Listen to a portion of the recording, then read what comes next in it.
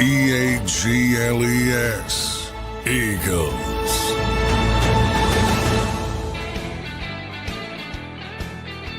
Welcome in, everybody, to a Thursday edition of Birds 365 here on JAKIB Sports. I'm your host, Zander Krause. That's my co-host, Johnny Mac, John McMullen, as we kick off the dead portion of the offseason for the Philadelphia Eagles. Plenty of stuff still to talk about, plenty of debates to be had. Johnny Mac, how you doing in this Thursday edition of Birds 365? Good. Well, there was one move. The Eagles hired a 10-year-old for the person. I'm joking. Yeah, Preston Tiffany, Johnny Mac. Eagles hired Preston Tiffany. He's the boy, he looks young. Player personnel. Boy, he looks young. Yeah. But so we don't know where he's going to be, what position he's going to have. The Eagles are probably going to announce their front office changes. Probably wouldn't surprise me if it's this week because everybody's going to go on vacation. So keep an eye out for that. But Preston Tiffany, another SEC guy. They like getting SEC people on the field, off the field. I hired Montgomery Van Gorder, who was coach at Georgia, for the coaching staff. Now he was at LSU. And that's one thing. I've talked to a bunch of people around the NFL. Like when we talk about the changing landscape of college football, NFL people are in the same boat as we are. They're like, we don't know what's going on. We don't know where it's going, what's going on. So to get somebody who's been an expert in that, and Tiffany was sort of running the personnel department. As funny as that says, it seems for a college team, they're run almost, or a lot of the higher profile organizations are now being run like an NFL team with a GM and a personnel guy.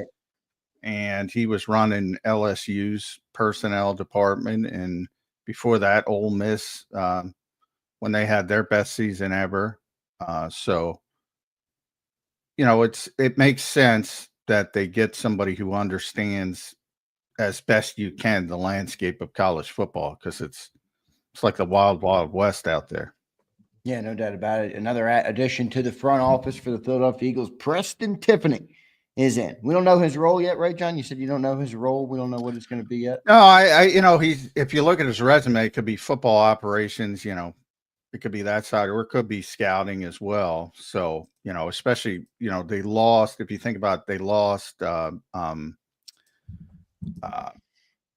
of their highest level college scouts. Now, I don't think that he's going to be like a high level coming in. He just graduated college, I think, in 2020. So very young.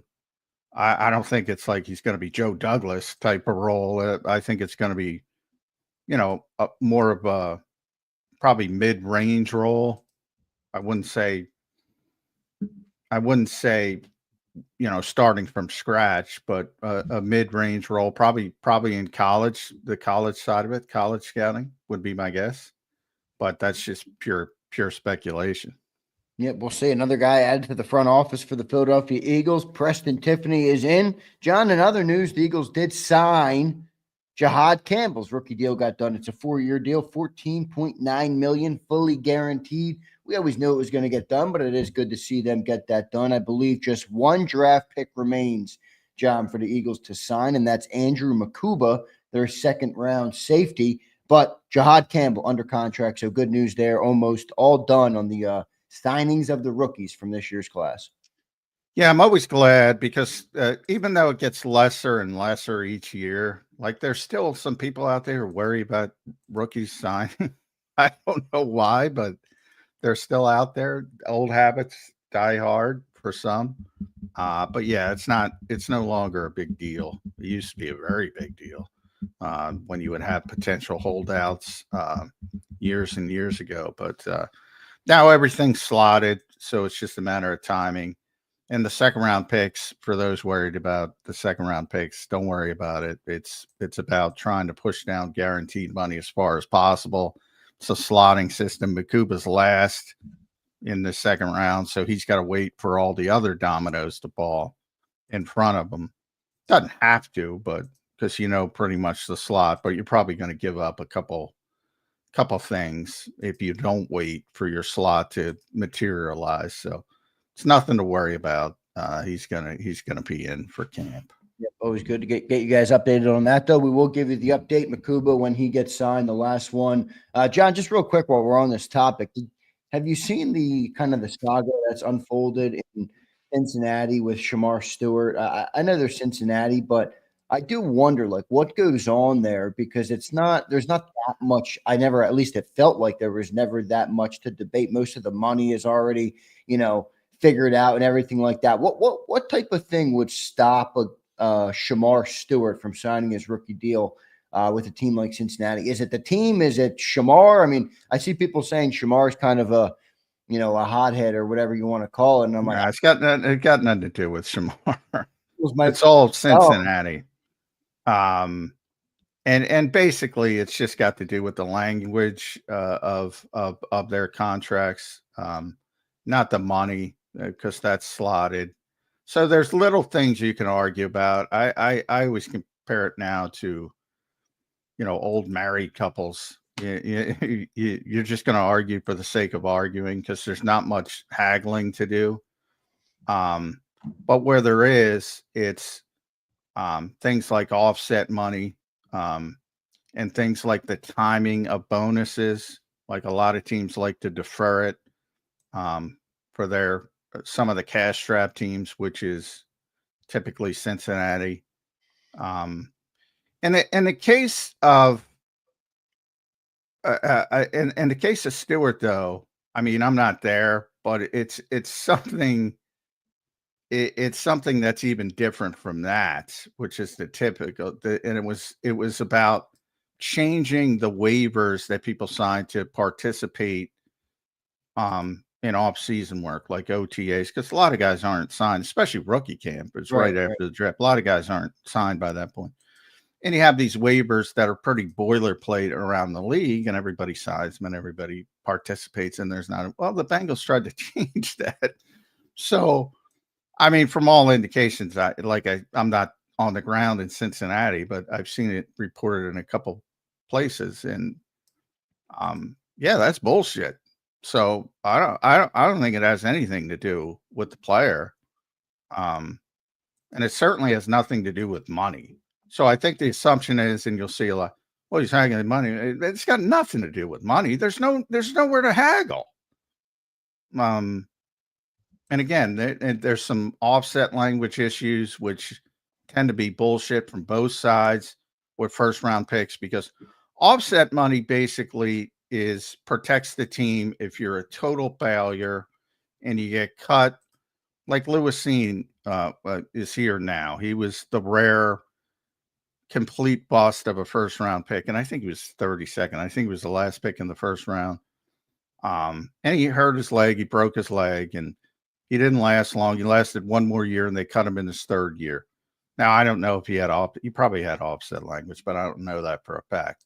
So if something like that happens and you're cut, say, in your third year, and somebody else signs you, in the case of Lewis, it was Buffalo, and then now it's Philadelphia. Basically, Minnesota's only responsible for the rest of the money. And you can take off what they're getting on their new deal, which is basically the minimum. So you get a little relief that way. But it's so rare with first round picks, especially top 10, top 15 first round picks. They're going to make it through their 4 years, because guys are not going to admit mistakes. Even if they're bad, they're going to make it through their 4 years. So that's why I say it's like old married people arguing just to have something to argue about. And then a little bit more important is the signing bonuses, because, hey, you want your money right away. And there are some cash strap teams that say, all right, we'll give you your signing bonus, which is also slotted, and then we'll give you the rest on a certain date. And it might be down, it might be December instead of September. And, you want the money earlier. So that's basically all they're haggling about. In the case of Shamar, I mean, they tried to change Yeah. to something different than every other team. So, yeah, I don't blame his agent at all. Yeah, no, sure. That's a nightmare situation. I just wanted to get some clarity on that. I think it's good information too for the people where, the inner workings of the NFL are interesting sometimes. And it does show, John, the other thing I think it highlights is it does highlight that the Eagles are a very well-run organization. Not that we didn't know that already, but there's always more instances that pop up that show you that they are. And obviously this is another one there, but Jahad Campbell is signed. Shamar Stewart is not. We'll see what ends up happening with all of that. John, mini camp now in the rear view, brother. We got a great show planned. We got Gary Cobb coming up in hour number 2. We'll have Chris Franklin tomorrow on a Football Friday edition of Birds 365. With all the spring work done, Johnny Mac, what has shifted in your mindset about the 2025 Philadelphia Eagles that are trying to repeat as Super Bowl champions? Obviously, an uphill battle for any team trying to repeat. I think they're in a pretty good position roster-wise with everything they have going on. What's changed for you so far through spring work or nothing at all? Is it still edge rushers, and what can the defense do? What's on your mind, Johnny Mac?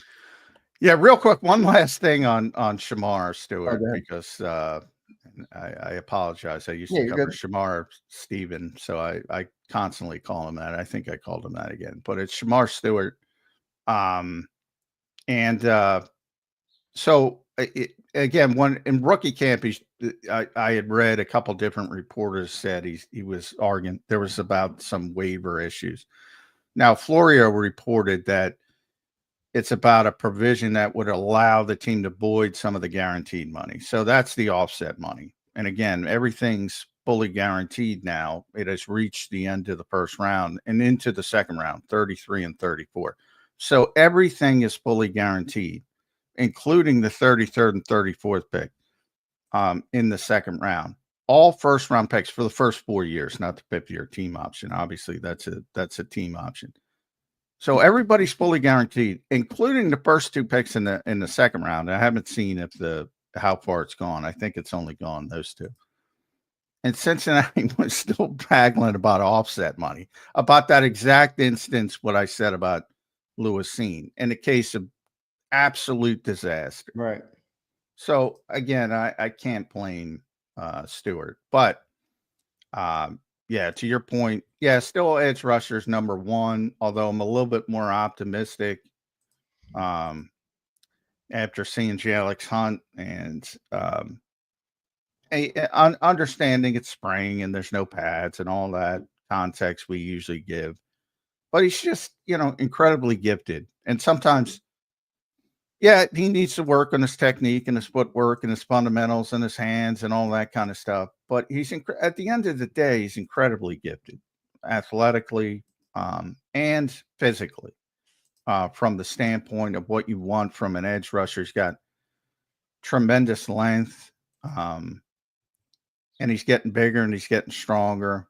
And as I said, sometimes you throw these guys into the deep end of the pool and you're like, oh, this is going to be ugly. And that's kind of what I thought last year. And it wasn't ugly. It was like, no, sometimes you're just more gifted than the other guy. And all right, your technique isn't where it's supposed to be, but you're just better than they are. Right. And I think we saw some of that with Alex Hunt last season. Now, as I said, my biggest concern is strength, because he was a safety at Cornell like 3 years ago.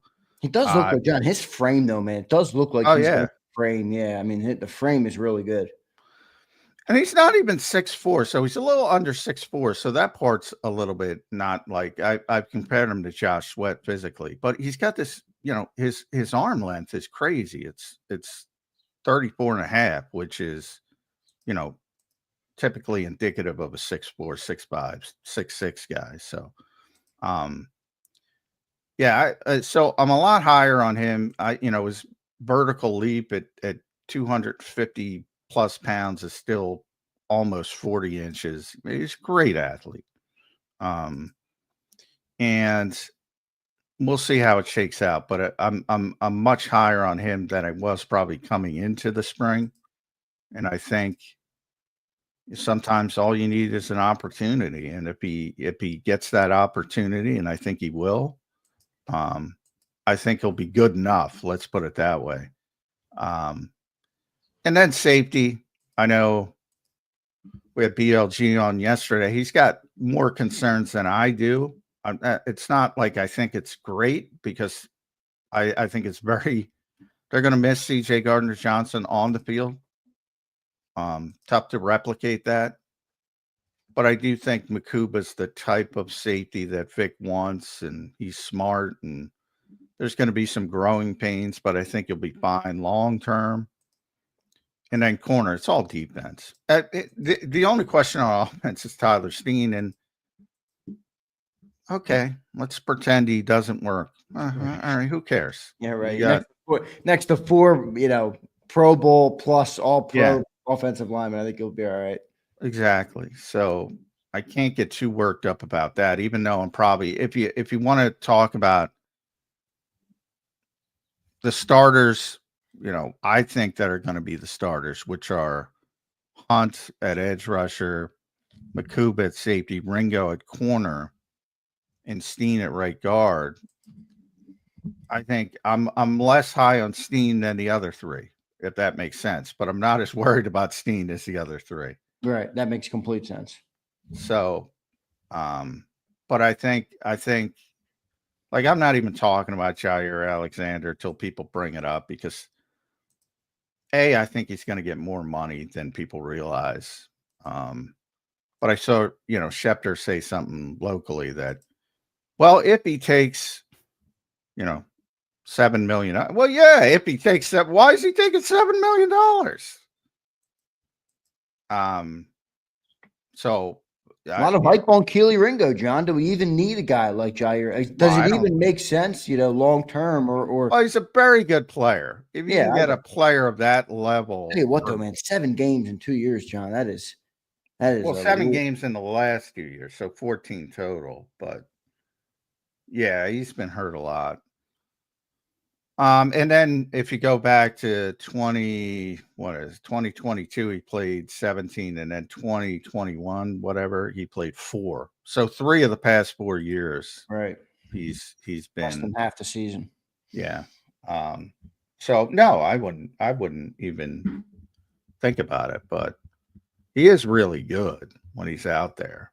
I'm not going to dismiss that, and he certainly would be better than Keely Ringo. But again, you have to go through these things. You have to go through these startups. I mean, they decided to rip the Band-Aid off with Slater. Move on and go with the young guys. I don't think they're going to walk back on that after a couple of weeks. I don't think, and he looked great on the final day.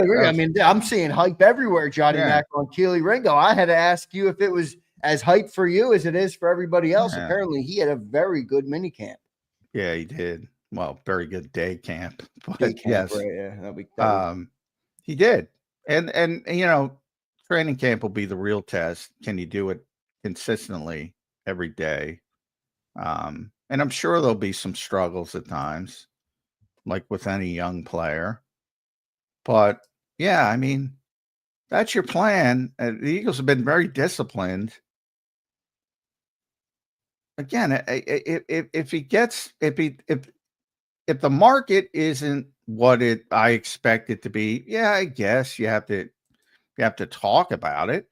But at that point, all right, something's up. If he's not getting 12, 13, 14, $15 million, why?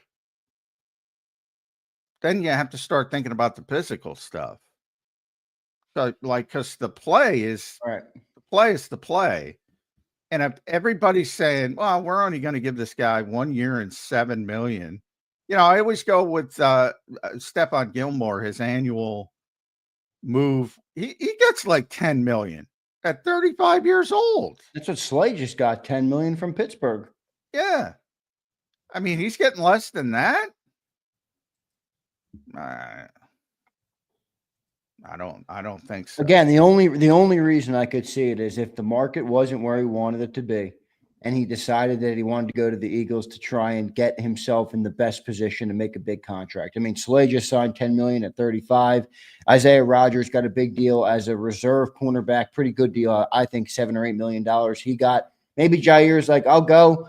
I'll be in that defense for a year, and then I'll sign a big deal elsewhere. Now, it's not really the style of defense that he plays, but it is a successful defense, and it has been conducive to getting guys paid. Look at all the dudes who got paid leaving it last year. Well, yeah, from the player's perspective, I guess that makes some sense. But from the Eagles' perspective, then you're right back in the same boat next year if he plays well. And Keely's got and then you have less time with the cost-effective guy. The whole point of playing Keely is to get a couple cost-effective years, right? So yeah, anyway, any avenue you go down, other than he's a really good football player when he's healthy, and if you ignore the business side. Yeah, I mean, it makes sense from a football perspective because he's better, and you always want better players. Myles Garrett, if you took out the money, certainly Trey Hendricks and certainly TJ Watt. If you take out the money and you take out what you have to give up to get them, well, they make sense too, but they don't make sense when you bring in the business aspect of it. So, unfortunately, that's part of the business. That's the biggest part of the business. Building a team with the assets and allocations of those assets that you do have. That's the trick. That's the trick for Howie Roseman. Not just, oh, he's better, so I want that guy. Got to factor it all into it. Yeah. What do you think the upside of Keely is, John? He's 22 years old. I think he turns 23 later this month. He's, elite physical tool, 6'2". I think he's ran a 4.3 or a 4.4, somewhere in that range.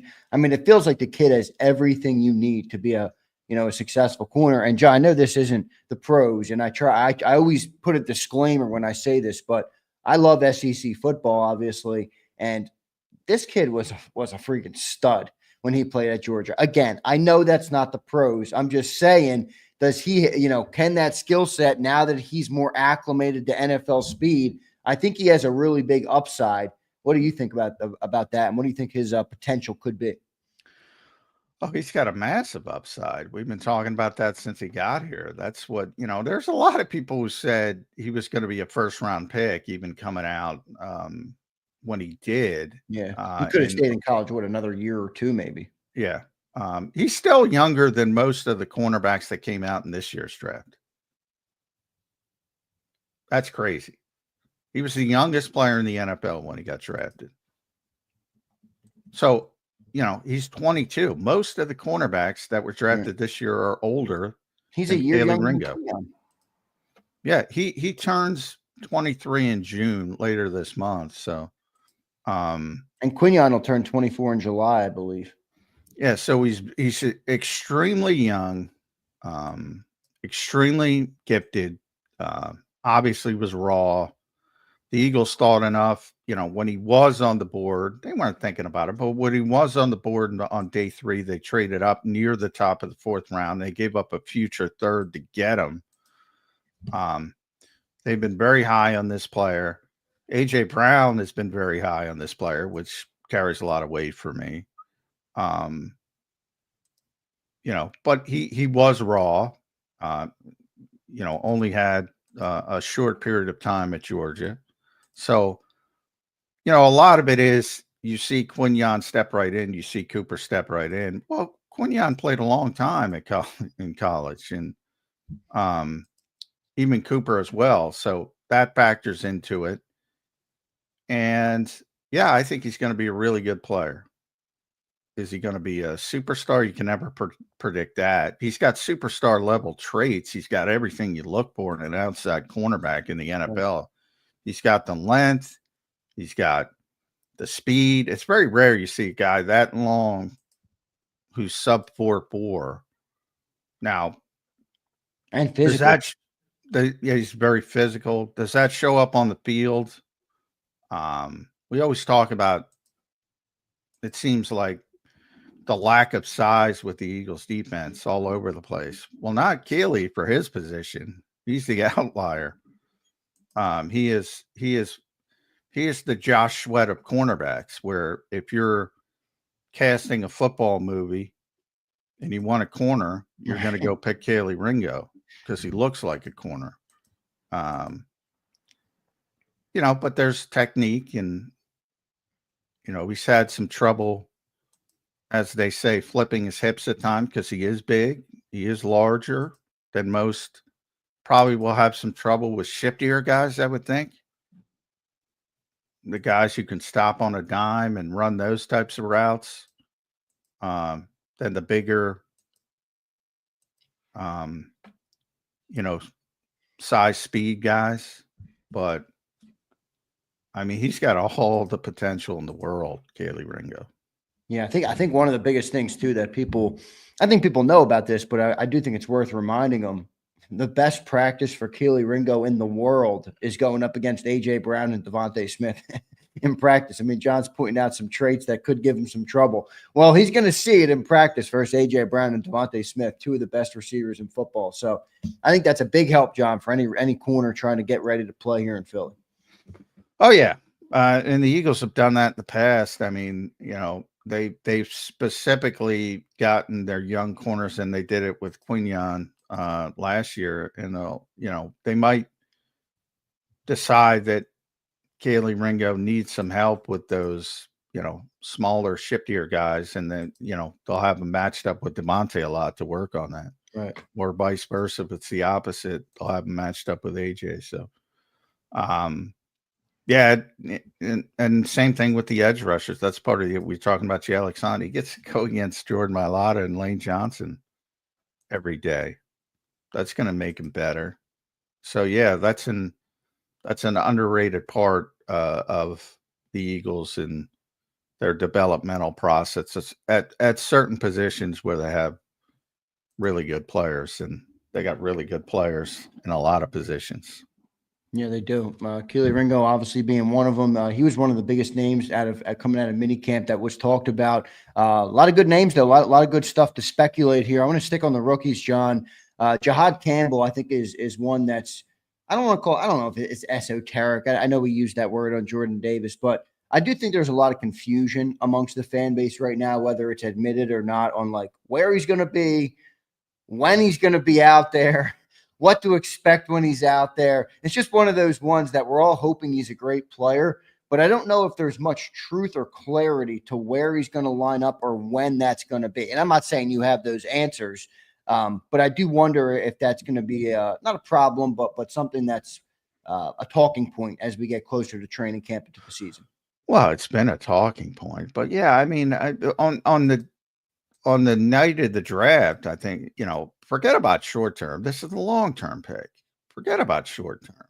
I realize that's hard for people. It was hard for people last year with Cooper. I'm like, well, who cares if he is on the field week one? Ultimately, if he's here for 10 years. And sure enough, he wasn't on the field for week one, and he was on the field for week 6, and he turns into what he turned into. It's like nobody talks about that now, except when they're talking about Jihad, because a similar thing might happen. The health part of it, and I talked about this with Nick on before minicamp on Tuesday. Nolan Smith had talked to us the week prior and said he's ready to strike. He's ready to strike. And we debated on the show, like, well, you're really going to have him cleared for contact basically 4 months after the Super Bowl where he tore his triceps for one day? I found it hard to believe the Eagles would do that. Sure enough, they didn't do it. I don't think it matters either way that much, because if you're cleared, you're cleared, which is what Nick kind of explained. And if you're ready to go, you're ready to go. But there's also some common sense that goes into it. So the medical stuff is out of everybody's hands. And Vic said August. So that's our best timetable. Nick never gives timetables. He was asked and he refused to give a timetable after Vic was asked. Said some guys, and he's right from that perspective, Some guys heal quicker than other guys. Some guys get through rehab quicker. Some guys get through rehab slower. So you don't want to put a ton of pressure on individuals, because the minute you give a timetable, what if he's not out there in early August? Because he said August, and the questions are going to start. Well, you said August, Big. Well, August can mean August 31st. You know? Right. No, absolutely. First game he's available. Where would you anticipate he would be? Is it a package type player, or a pass rush package type player, or do you expect him to be a starter at off ball linebacker? Where do you expect him to be? I think that's another question that people just don't know how to answer yet. Well, I think, and that goes back to Cooper as well. I think the easiest way to get him on the field early is a situational player, but a lot of that, but his position's going to be stacked linebacker, all-ball linebacker. But the easiest way to get him on the field early would be in a sub package, as a sub package player, so not a full-time player. And that would be easier to get him on the field as an edge rusher. Ultimately, because Nakobe's not going to be ready either, starting linebackers are going to be Zach Bond and Jeremiah Trotter Jr. So a lot of it depends on Trotter. Like, how well is he playing? You know, if he's not playing well, there's more need to get Jahad Campbell on the field, and need could be everything. Like I said, where the Cooper thing comes off the rails a little bit in that comparison, his injury was not nearly as serious. He had a hamstring. It wasn't, Jahad had labrum surgery. That's one. But two is the Eagles had Avonte Maddox, which I know fans had checked out on Avonte Maddox, but they trusted Avonte Maddox. They don't have an Avonte Maddox right now at linebacker. They have a guy who hasn't played for the most part, Jeremiah Trotter. And behind that, you have Smile Munden, who's a rookie 5th-round pick. So you don't have a ton without Nakobe. And Nakobe's going to be probably on the PUP list to start the season. So until Nakobe's back, you might need him on the field if Jeremiah Trotter does not perform well. If Jeremiah Trotter performs well, I don't think it's as big an issue. I think you get him on the field where you can as a situational pass rusher, most likely. So a lot of it depends on Trotter and how he performs with his opportunity early in the season. One of the most exciting things you talked about recently, John, on the show was when you said that Zach Bond was working with Jeremiah Washburn. Give us some insight on what that can do, or what that could look like for this Eagles defense. With, people, you say that and people are like, well, what do you mean? Bring some clarity on that. Zach Bond, Vic likes to obviously do his specialty blitzes and things like that, or her zone blitzes where you drop one and rush one. If you got Jahad Campbell and Zach Bond, who both have skill sets like that, that gives you a lot of freedom to do whatever you want, and full offensive or full quarterbacks left and right. What do you see with that? And give some more insight into that.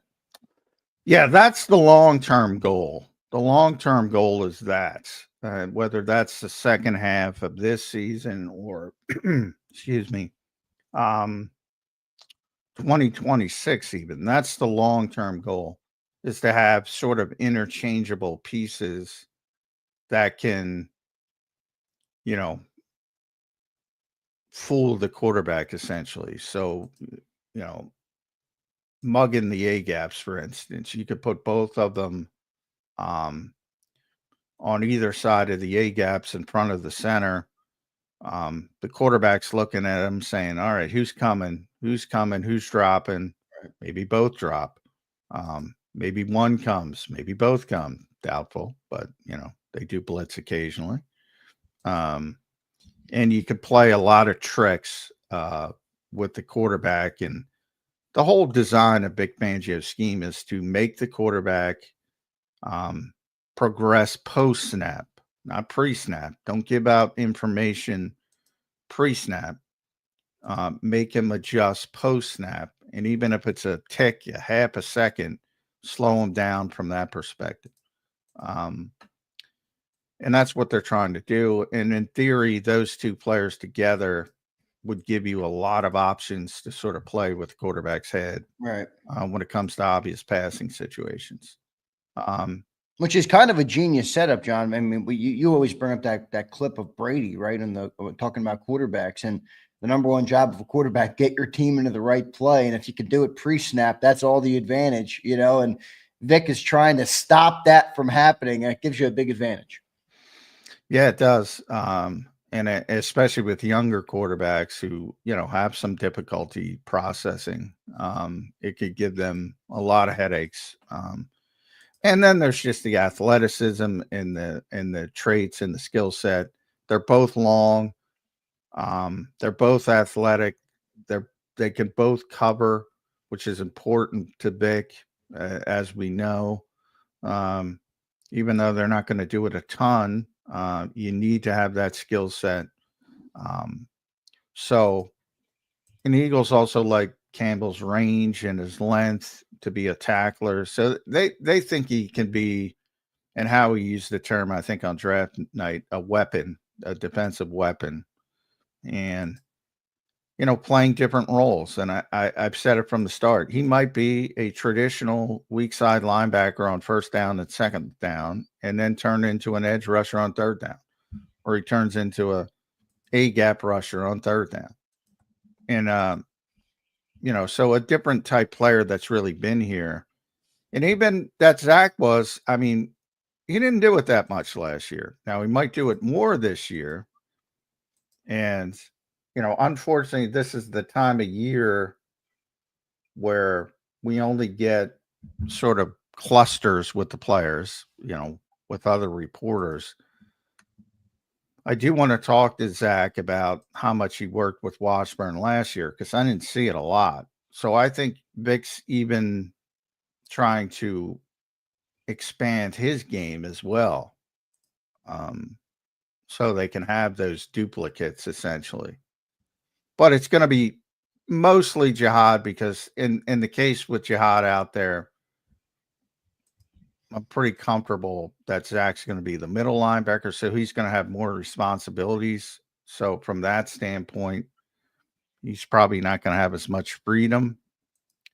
But that's the long-term goal. Those two players creating havoc on third down. That could be scary, man. If that comes to fruition, that really could be a scary duo of linebackers there. Could you believe it? We're talking about a scary duo of linebackers here in Philly, something we never thought we'd be talking about just a year ago. So great stuff on that front. We're going to get to our first commercial break. All right, we got plenty to talk about. In hour number 2, we're going to talk to JAKIB, Gary Cobb. I believe, was Gary down there this week? He's normally down there. I don't know if he was down there for mini camp this week, but I got to ask. I saw him. I didn't see him at mini camp. I saw him at the second OTA, I believe, is when I saw him, because I was talking to him about AJ's. I told that story about AJ's quads, and right. Gary was enamored. It's hard not to be enamored with those quads, and then I just joked to him. I said, "Yeah, they don't create as much explosion as Saquon's quads." I can tell you not that. all big quads are created equal. Yeah. I guess that's how it goes. But good stuff there. So we'll talk to JAKIB later on in the show. Still plenty of stuff to break down. I do want to talk some offensive football when we come back from the commercial break. Dallas Goedert is back. So what's that look like? And just the kind of the progression of the offense this year with Kevin Patullo. I happen to think Kevin Patullo could have a better offense than Kellen Moore did. We'll talk a little bit about that after the break. I want to thank everybody for being here this morning. We got a great crowd in here as always. It's the off season, and we'll be talking to you guys all through the off season. We do appreciate all the viewership, the likes, the comments, the shares, and the support, the super chats, the financial support obviously goes a very long way as well. So we appreciate each and every one of you for being here. Hit that like button. We're going to take our first commercial break here. But before we do that, I do want to tell you guys about the Wildwoods. All right. A lot of you guys were super hyped about us getting the Wildwoods back as a sponsor. I was super hyped about getting the Wildwoods back as a sponsor. And I want to tell you guys about an incredible giveaway that they're doing this year. I'm going to put the link in the chat for you guys so you guys can click on it and go. But they're giving away a family vacation to the Wildwoods. You win a 4-day, 3-night stay in a Wildwoods hotel for a family of 4 that you can win, and you can sign up now. All you got to do is go to that link, put your information in, and you'll be entered. And there's a bunch of great stuff that they're going to give you: a splash zone, water park passes, Maurice Pier amusement passes, boardwalk tram car passes. How about that? Watch the tram car, please. So you guys can do that. Bike rental and all sorts of other stuff at the Wildwood. So go and enter into that giveaway. And if you're not entered into the giveaway, get your vacation booked to the Wildwoods. It's the summertime, everybody, and there's no better place to go than Wildwood, New Jersey. So get your vacation in, and we appreciate the Wildwoods for sponsoring Birds 365 this summer. We'll be right back in 3 minutes, everybody. Welcome to the Jet Setters and the High Rollers, to the Shot Takers and the Tastemakers. Welcome to the Viewfinders, the Thrill Seekers, and the Night Owls. Welcome to everything you could possibly want on one 5-mile island. Welcome to the Wildwoods. Book your stay today. The following is a real testimonial from the father of a young injured victim. I didn't think she was going to make it. Major Perry's daughter was the victim of a horrific accident caused by someone else's negligence. If you don't find the right counselor, law firm that you're looking for, you will get lost in the wilderness. Badly injured? Call the Fritz and Bianculli Law Firm at 215-458-2222 and find out why they say, "We got this." In our hometown, we all look out for each other. We go the extra mile to lend a helping hand. Thank you. We step up to keep our communities going strong. And at Independence Blue Cross, we're here to keep you going strong. We've been deeply rooted in our communities for more than 85 years. And that connection to members has earned us our spot as the #1 health insurer in the region. So while you look out for your neighbors, know IBX is always looking out for you. Your financial future is on the line. Are you ready for what's next? At Leone & Company Wealth Management, we help young professionals, business owners, and pre-retirees navigate the complexities of building and protecting wealth. For young professionals, we'll help you grow your wealth, plan for your future, and make the most of your hard-earned dollars. For business owners, we provide strategies to protect your company, manage risks, and create a lasting legacy for both your business and personal wealth. For pre-retirees, we'll design a plan to secure your retirement, ensuring you can live comfortably and confidently in your next chapter. Whether you're just starting out, managing a thriving business, or preparing for retirement, we're here to help you take control of your financial future. The first consultation is on us. Get the advice you need without the cost. Let's make your financial vision a reality. Take the next step. Scan the QR code to schedule your free consultation today. And of course, go Birds.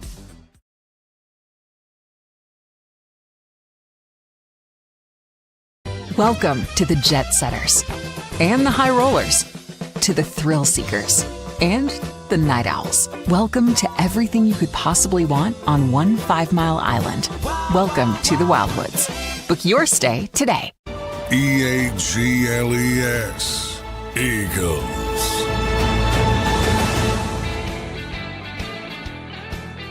Welcome back in, everybody, to a Thursday edition of Birds 365 here on JAKIB Sports. Wrapped up Eagles mandatory minicamp this week, and they'll kick off training camp coming up at the end of July. So about a 5 to 6 week period here that we'll have before training camp kicks off. And once training camp is here, everybody, you know what that means. That means the season's here, because we go right from training camp into the season all through the year by week, what is it, week 9, I think. And then we have a race to the finish, and hopefully we'll be playing in February again this year. So we'll have a long run. Looking forward to doing all that. Mandatory minicamp in the rearview mirror now. Johnny Mac, let's talk a little bit of offense. Jalen Hurts coming in year 5 as a starter. Kevin Patullo in as the new offensive coordinator. Not many changes, John. 10 of 11 offensive starters returning. Obviously, just that right guard position is left, and we think it's going to be Tyler Steen. If not, I think they have some good potential options. If it's not Tyler Steen, Matt Pryor being probably the best one that we've talked about here on the show. But a guy I want to talk about is a guy who returned on a one-year deal, and that's Dallas Goedert. What do you think Dallas Goedert's role will be in the offense this year, if at all different from what it was last year? No, I don't think it's going to be different. Hopefully he's healthy. I think that's the only question you have with Dallas Goedert and his playing style. But I think you saw in the playoffs how effective he is. Still at the height of his game. But and no, it's not usage in the passing game. You know, a lot of talk, John. I mean, that thrown in the middle of the field. You know, I'm sure you remember. Well, I expect a little bit of more usage because I think it's going to be more difficult for the Eagles to play the way they played last year. So, right. You know, and Nick has said it. I think he said it again this week. He's probably said it a million times. If we got to throw it 40 times, we're going to throw it 40 times. If we got to pass it 40 times, we're going to pass it 40 times. That depends on the game, the situation. And I'll say it a million more times this year. And you know me, because you have to ask me every week. And, you know, what's the run pass ratio going to be? And I'm like, tell me what the score is in the fourth quarter. I'll tell you what the damn run pass ratio will be. That's what it is. It's one of my pet peeves. I'm like, I don't know why people can't wrap their heads around that. Good teams run the ball a lot because they're ahead. And they're closing out games. Now, the Eagles took that, and Baltimore took that to a higher level because they were so effective with the running game. So they took it to an even higher level. Probably you're more in the realm of the Eagles built leads on the run, though, John, not just sustained them. Well, yeah, but I'm talking about the volume because you're talking about the increase. That I'm not talking about the efficacy. My point is that, and that has to do with the players and the offensive line and Saquon versus Miles Sanders or DeAndre Swift, who were very good. So I think it goes back, tilts a little bit back towards Miles and DeAndre. Just from the natural sort of the defense isn't going to be as good. So you're probably going to be in more close games and teams are going to be more concerned with stopping Saquon versus when it started last year. It was more like, all right, let's see if, you know, Saquon can beat us and we're worried about AJ and Devontae. So I think it shifts from that perspective. So I think you're going to get closer to the Miles DeAndre offense. Still better because Saquon's better than it was last year when it was so run heavy. And the complementary parts play into that, as I said as well. So I think it's going to go back a little bit. So you're going to have a little bit more volume that gets spread around between AJ, Devontae, and Dallas. But that week to week, that's literally dependent on the personality of the game. And if they can run it, if they can give the football to Saquon Barkley 500 times next year, they'll give it to him 500 times. But I don't think that's going to happen. So I don't either. I know what you're saying, though. They're going to go based on basically what's dictated. What do you think the difference is, John, coming in this year? You know, last year Jalen made a comment at this time, right at the end of minicamp, when we had our 5-6 week layoff before training camp, about 95% new, and you know, and that was taken with and run with for a 6 week period. Maybe in hindsight we can thank Jalen. We had a bunch of content to talk about because of that, all through the dead time of the offseason. But now you zoom ahead. All right, you got Kevin Patullo. It's a new offensive coordinator, and the difference obviously is Kellen Moore was a well-established, successful offensive coordinator in the league for years prior before he got here in Philly. With Kevin Patullo, this is his first crack, and much of his upbringing has happened, most important upbringing has happened in the last 4 or 5 years with Philly. Nick Sirianni has been here.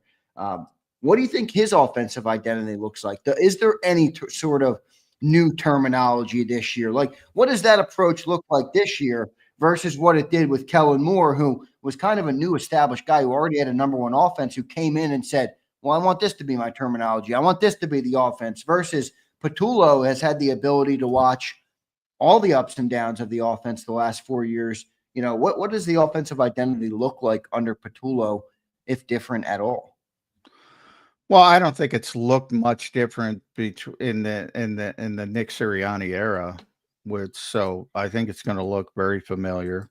Like last year. What about the terminology though and stuff like that? Like Jalen had, obviously. Well, I wish every DeMonte talk this week. DeMonte's the best to listen to with this, because DeMonte will tell you football's the same.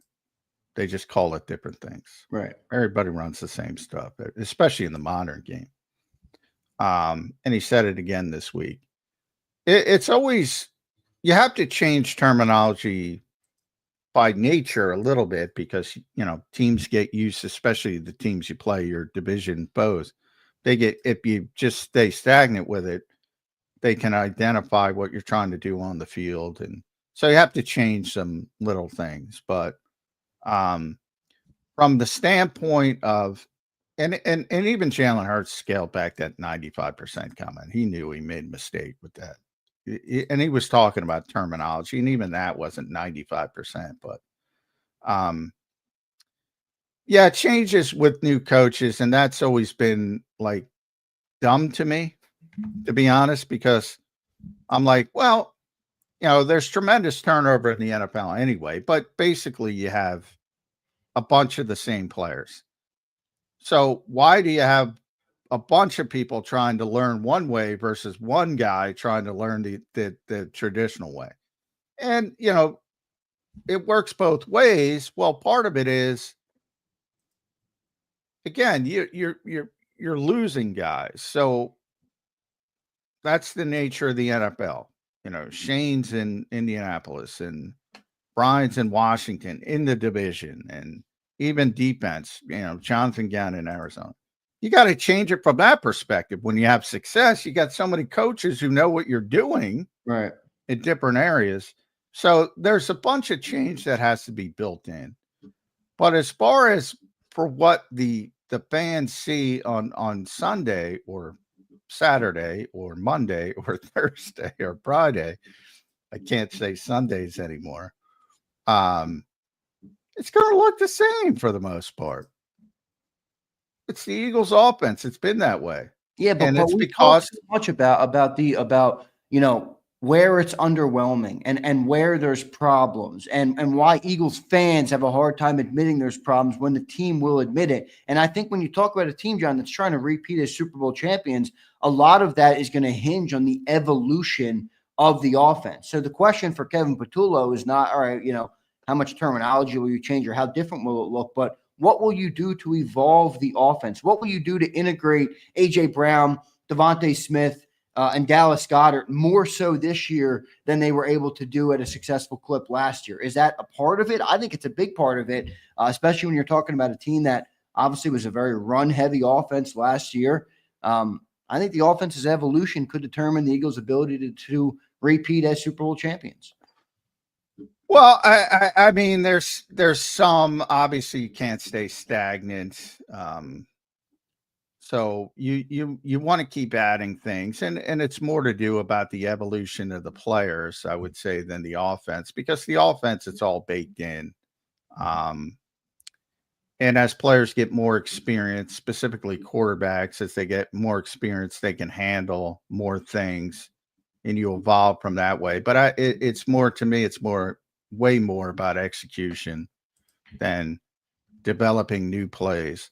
Like, what's the difference between A.J. Brown being a 1,500-yard receiver in 2022 and A.J. Brown last season? What's the difference? He missed a couple games, but that's a big part of it. But I good. There's not much. There's not much you have to work on from the standpoint of evolving or scheming up A.J. Brown. other than executing. And even more so, to boil it down more so, what's the difference? Did the Eagles evolve to a serious degree from the divisional round to the NFC Championship game in the Super Bowl? No, they executed better. Right. And when they execute with the talent they have, it's Katie bar the door. Because they got all pros and pro bowlers all over the place. So the challenge for Patullo is improving your rate of being that effective, essentially, Exactly. right? Yeah. It's not about adding plays or wrinkles or sure, you want to evolve and you want to, it from the standpoint of Jalen Hurts, you want to continue to get better at some of the things that he doesn't do well, which is, timing throws, which is, Right. sight adjustments, throwing guys open versus throwing to open guys. These are the things, all young quarterbacks go through, and you want them to get better and better each and every year. But yeah, the scheme part, like scheming guys up, you don't have to scheme up AJ Brown, Monte Smith. You might have to scheme up Terrace Marshall. If somebody gets hurt, you might have to scheme up, Will Shipley a little bit if you're in that type of position. With this team and this talent, it's about execution more than anything else. But as far as the offense as a whole and what people are going to see, it's stunningly similar from Nick Sirianni to Shane Steichen to Brian Johnson to Kellen Moore, and it will be similar with Kevin Patullo because they're all good coaches and they all built the offense around the talent they have. And that starts with the quarterback, and they try to maximize the strengths of the quarterback, which is exactly what you're supposed to do and what they will continue to do. Now, each year has looked slightly different, obviously, for reasons not entirely in the Eagles' hands. Defenses, different things that happen throughout the league, different injuries, different things like that. How will Jalen Hurts evolve then, John, in this system? I mean, I do think he's going to continue to take steps. While I agree with you, it's going to look largely the same. He's got to keep taking steps moving forward. I think that's every great player wants to keep getting better, obviously. Then what does that look like for Jalen Hurts? I mean, should he push for more passing? Should he push for more of that, or is it just kind of a natural evolution? I think it's I think that's more situational, like I said, from week to week. I mean, even last year, there are times they're not going to be a high volume passing offense. I mean, if some people looking for that, like with their offensive line and their running back, they're not going to be a high volume passing offense. Maybe they will be down the road if their offensive line falls apart. If they don't have a talent like that at running back, maybe you're back to, or if you're playing behind, a lot. Now, I think people forget that Jalen Hurts almost hit 4,000 yards in 2023. Well, what's the difference? The difference is they're playing in fourth quarters. They had to throw the ball to try to win games. So the passing numbers look much more effective. The turnovers are up because you have to take more chances. A lot of these things are just common sense, and if you're in closer games, those passing numbers are going to go up. Like I've said it pretty consistently when we're talking about quarterback rankings, quarterback blah, blah, blah. Jalen Hurts' best season was 2022. I think most people will agree with that. Some won't because he won the Super Bowl last year. But you can make a strong case from a personal level, as I've tried to, just a personal level, that Jalen Hurts played better in 2023 than 2024. Not for two. I'm not talking about 2 games. I'm not talking about the final 2 games. I'm talking about the full allotment. So it was 18 games in 2023 and 20. Well, he only played, I guess, 19 games last year. The full allotment. Now, he had to do more in 2023 because the defense was an abject disaster. So, will he be called on to do more this season? Probably. Right. That was my next Probably. question. I mean, last year he had to be a game manager, really. I mean, not. I don't say that in a derogatory way either. I mean, the team relied on an unbelievable running back and running game. Their defense was incredible. Jalen didn't have to be an MVP last year. Do you think that changes this year? No, I don't think he'll have to play at an MVP level. Because of the talent they have. But I do think it'll be closer to 2023 than 2024. But that has more to do with the defense taking a step back and probably the way they're being played. My assumption is, and you never know with some of these dumb teams, but my assumption is they're going to game plan to try to take away Saquon, and that will open up more of the passing game.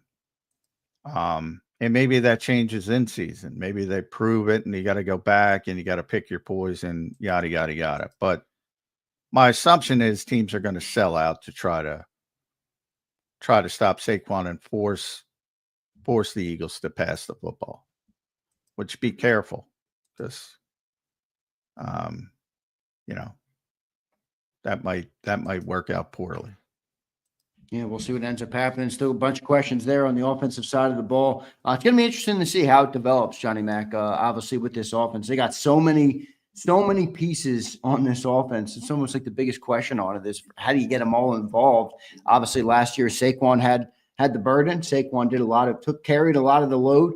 I don't know how that changes this year. I'm going to be interested to see, but I do think it's an interesting talking point, and I'm curious to see what Jalen does too differently. I do think it's going to be different. I know I'm with you in that it's going to be the Eagles offense, but every year there's been a different iteration of it, right? It's looked different for whatever reason.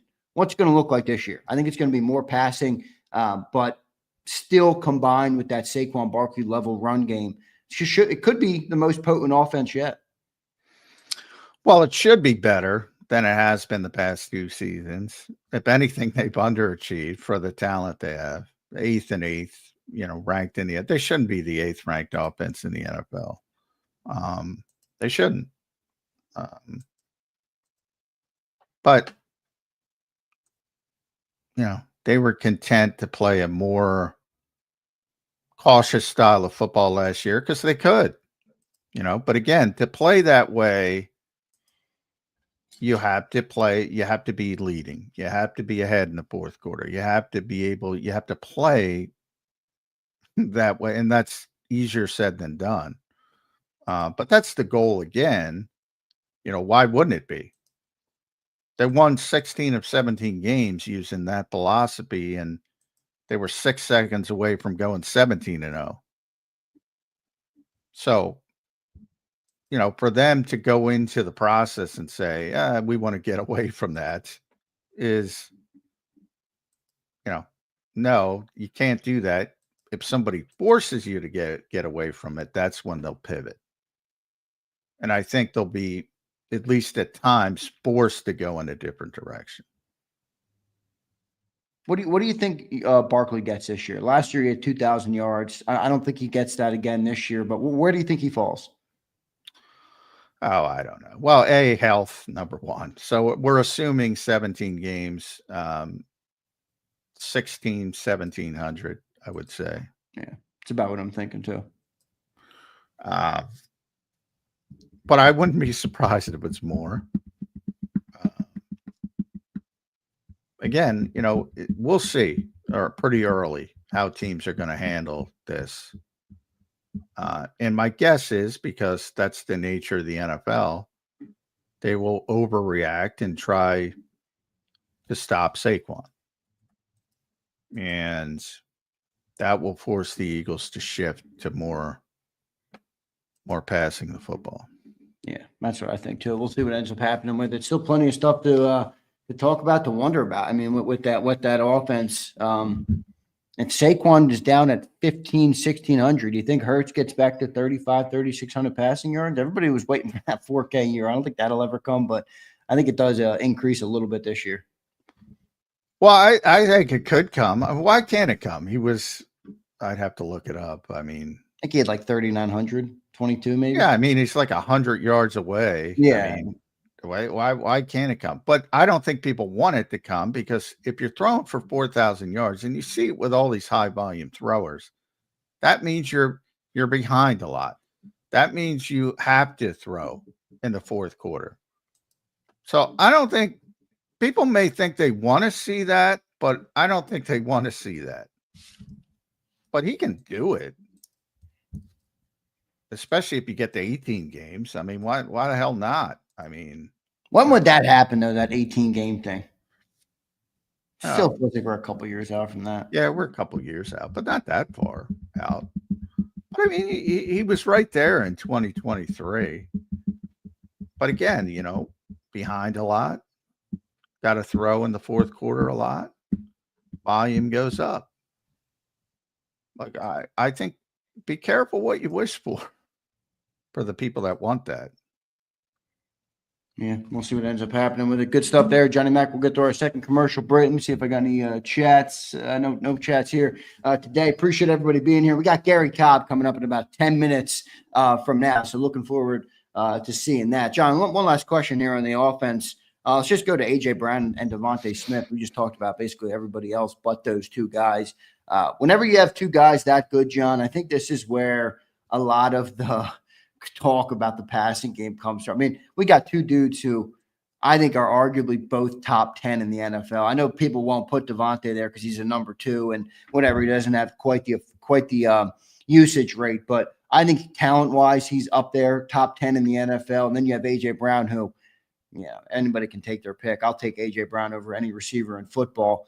You got to get those guys more involved. That's what I feel. That's the one thing that I'm like, yeah, I want to pass more, because I think when A.J. Brown gets the ball, good things happen. When Devontae Smith, I've watched Devontae Smith make some of the craziest catches I've ever seen, from the sideline to the back of the end zone. I want to get those guys more involved. I don't think that's a bad thing to want to get those guys more involved. Obviously, you have to do it within your offense and within your system, but I do think they both have bigger years this year.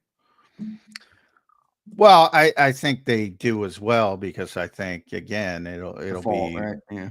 It'll be the way the game is played. And I think you'll have that. And that's what I think it is. I mean, all of this stuff is, I think that's what most fans don't understand. All of this stuff is in the offense. Like, believe me, and Nick, when he was calling plays, he would always say, he had his little section on the play chart was for the guys that have to get the football. And back then it was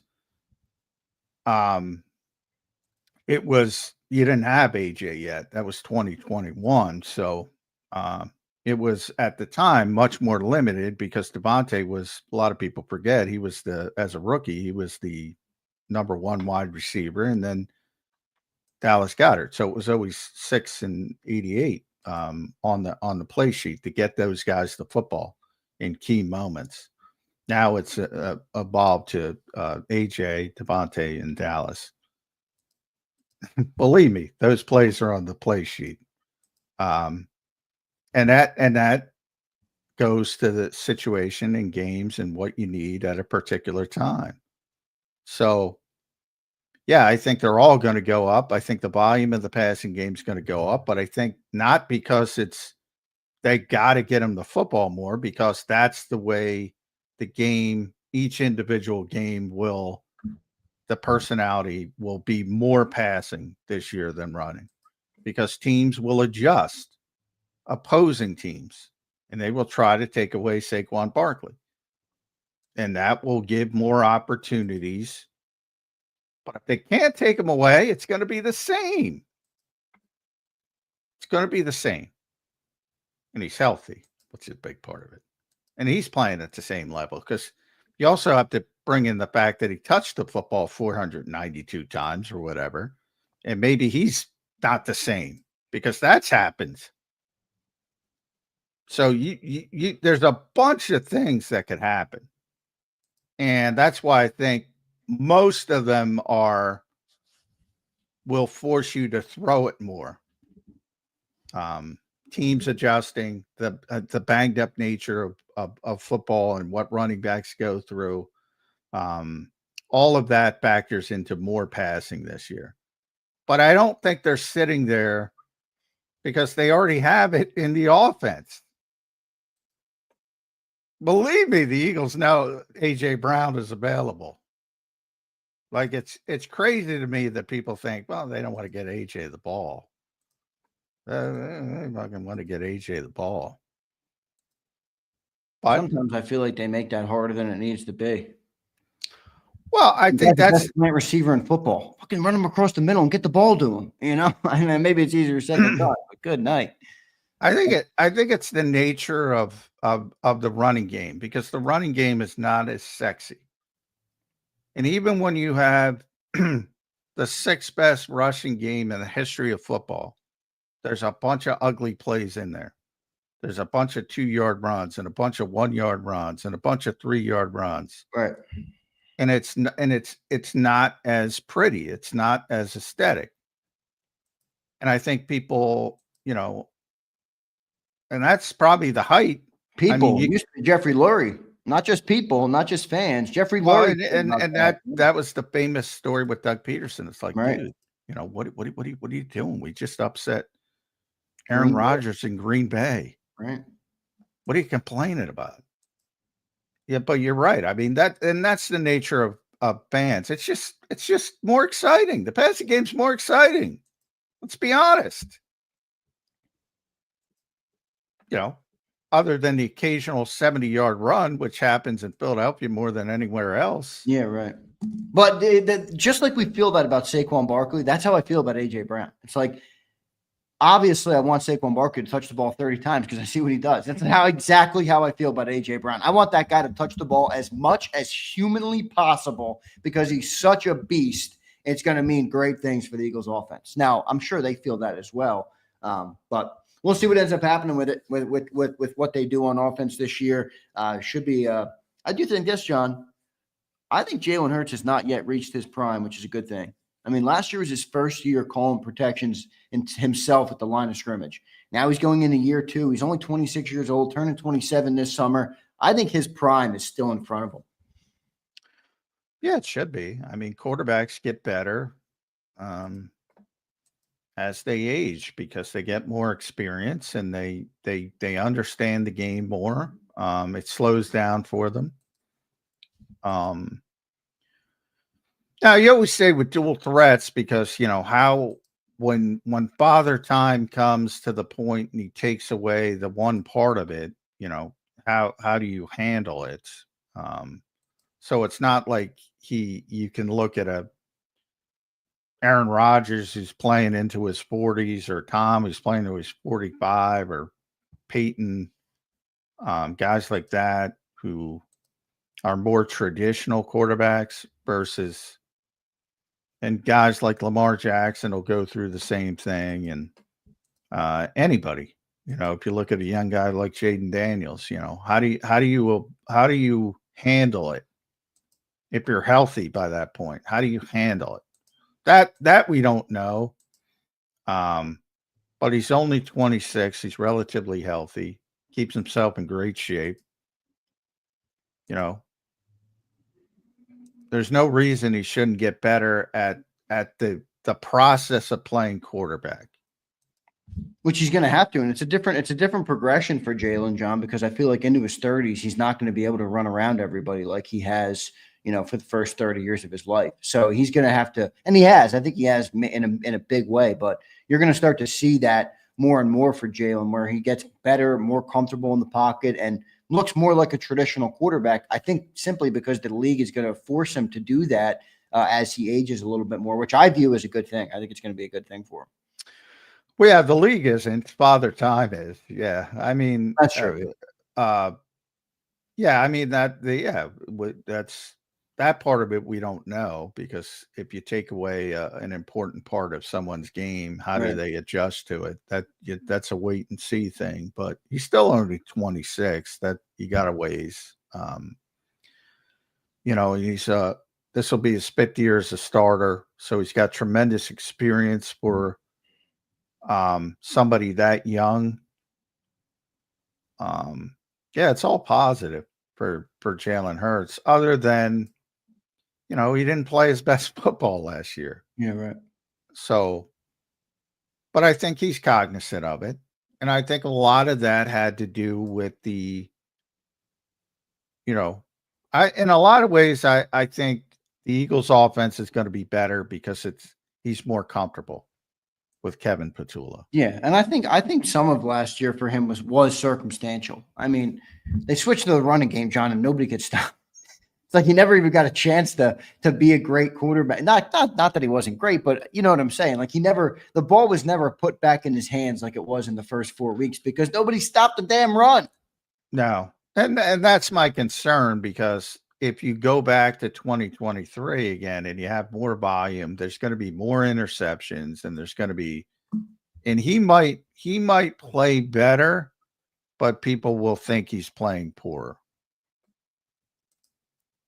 QB evaluation can be a tough thing. Let's get to our next commercial break. We appreciate it. We got JAKIB in the green room. He's going to be with us right after this commercial break. We appreciate all of you guys for being here this morning. Got a great crowd in here for a June 12th episode. We appreciate all of you guys. Hit that like button. We'll be right back in 3 minutes. Gary Cobb on the other side.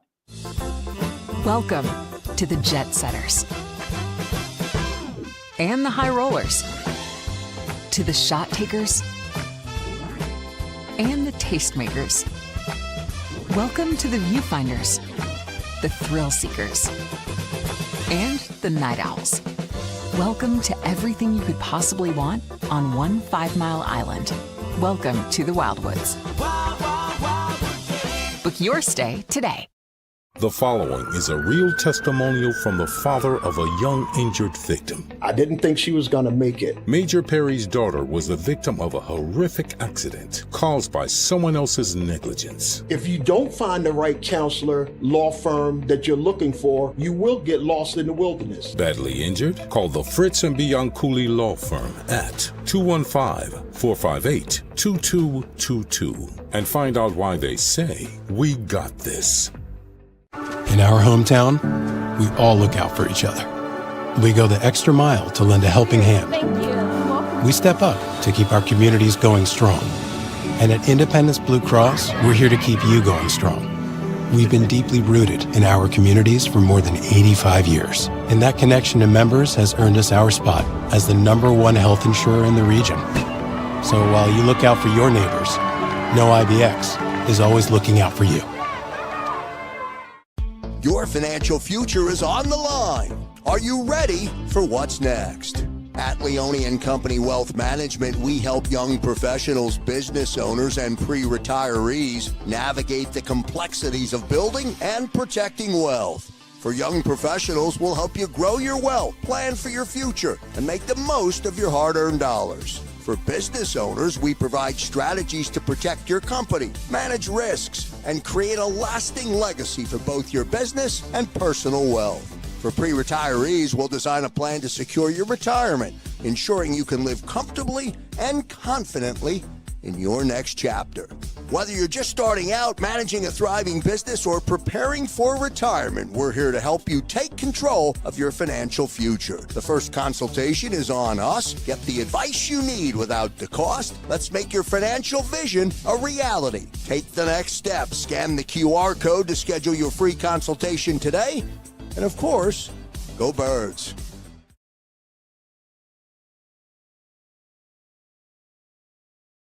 Welcome to the Jet Setters and the High Rollers, to the Thrill Seekers and the Night Owls. Welcome to everything you could possibly want on one 5-mile island. Welcome to the Wildwoods. Book your stay today. EAGLES, Eagles.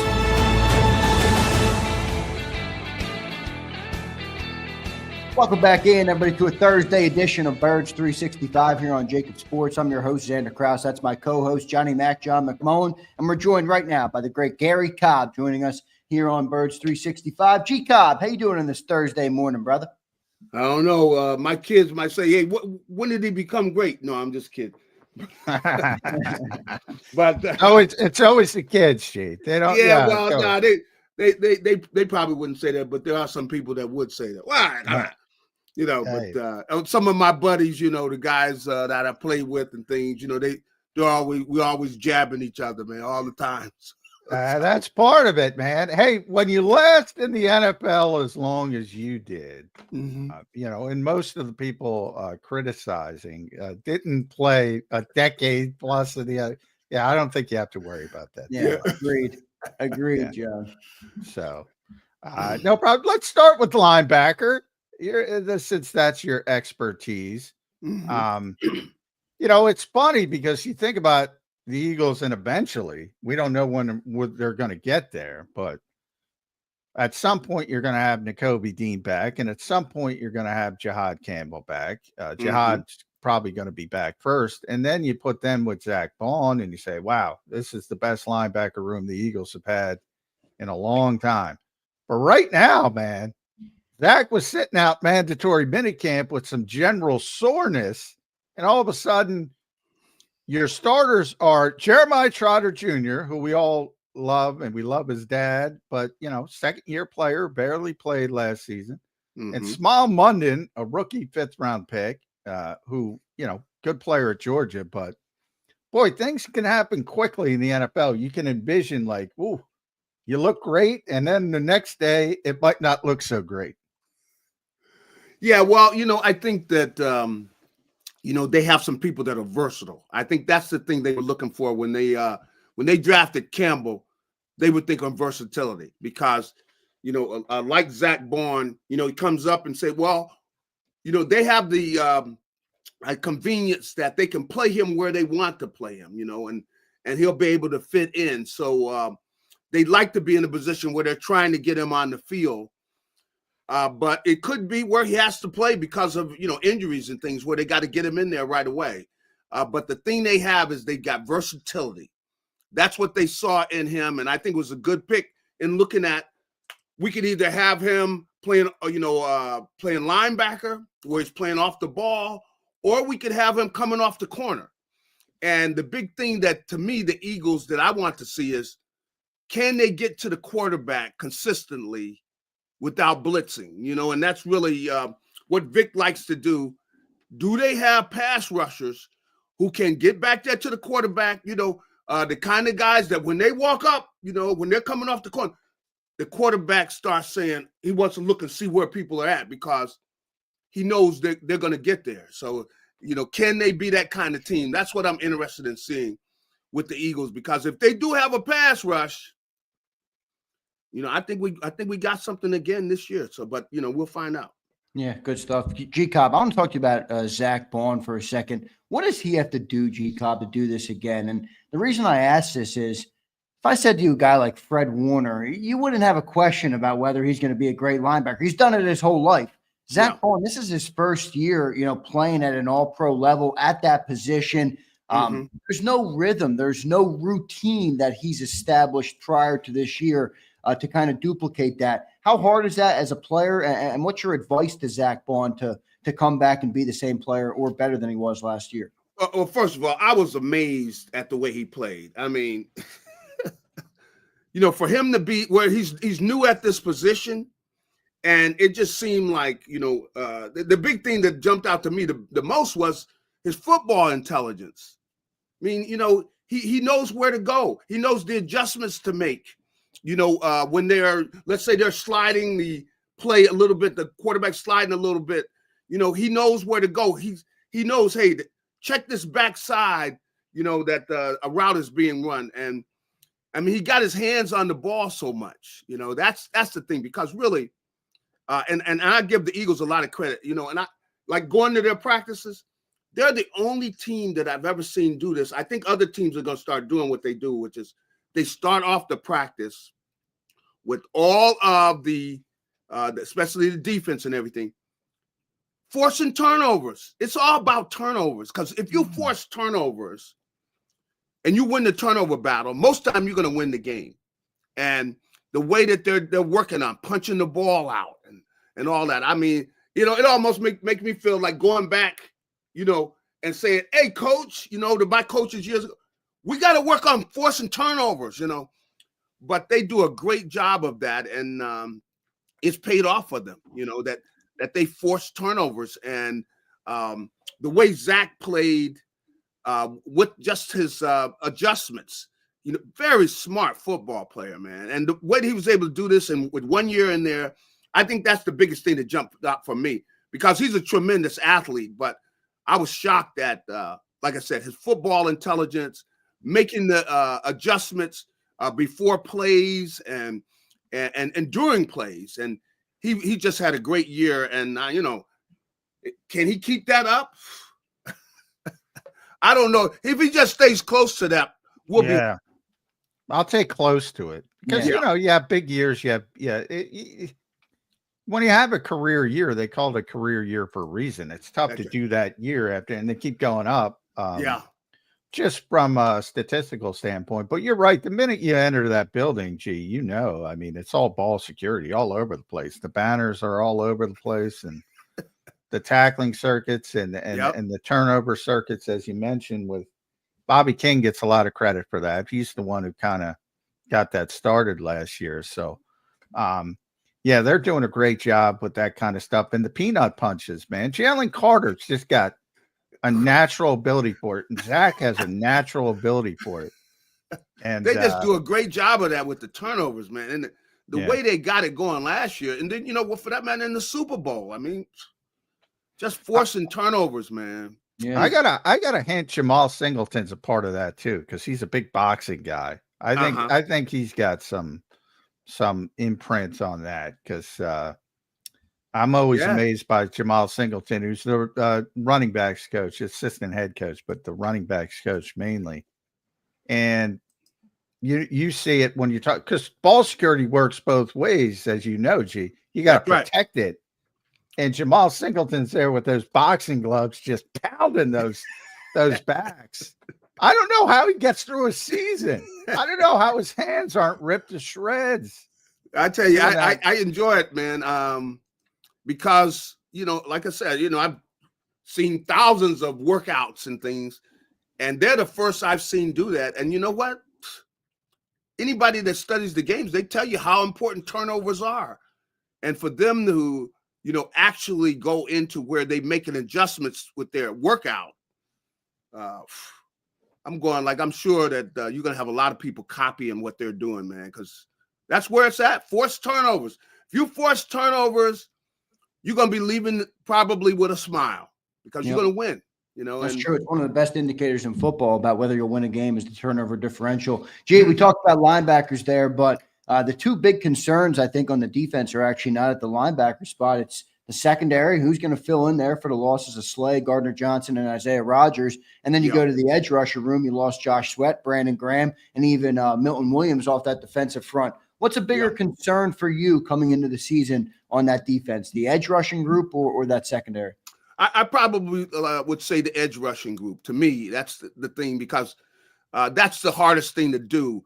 But I think they have the people back there that they have enough that they're going to be able to find guys that are going to do a good job at cornerback and at the safety spot. I feel comfortable from looking at them already. I think that they're going to be capable of doing that. But, are you going to have somebody who can beat a guy one-on-one consistently and be able to get pressure on the quarterback, where you don't have the quarterback sitting back there with too much time? Because Vic doesn't like to blitz.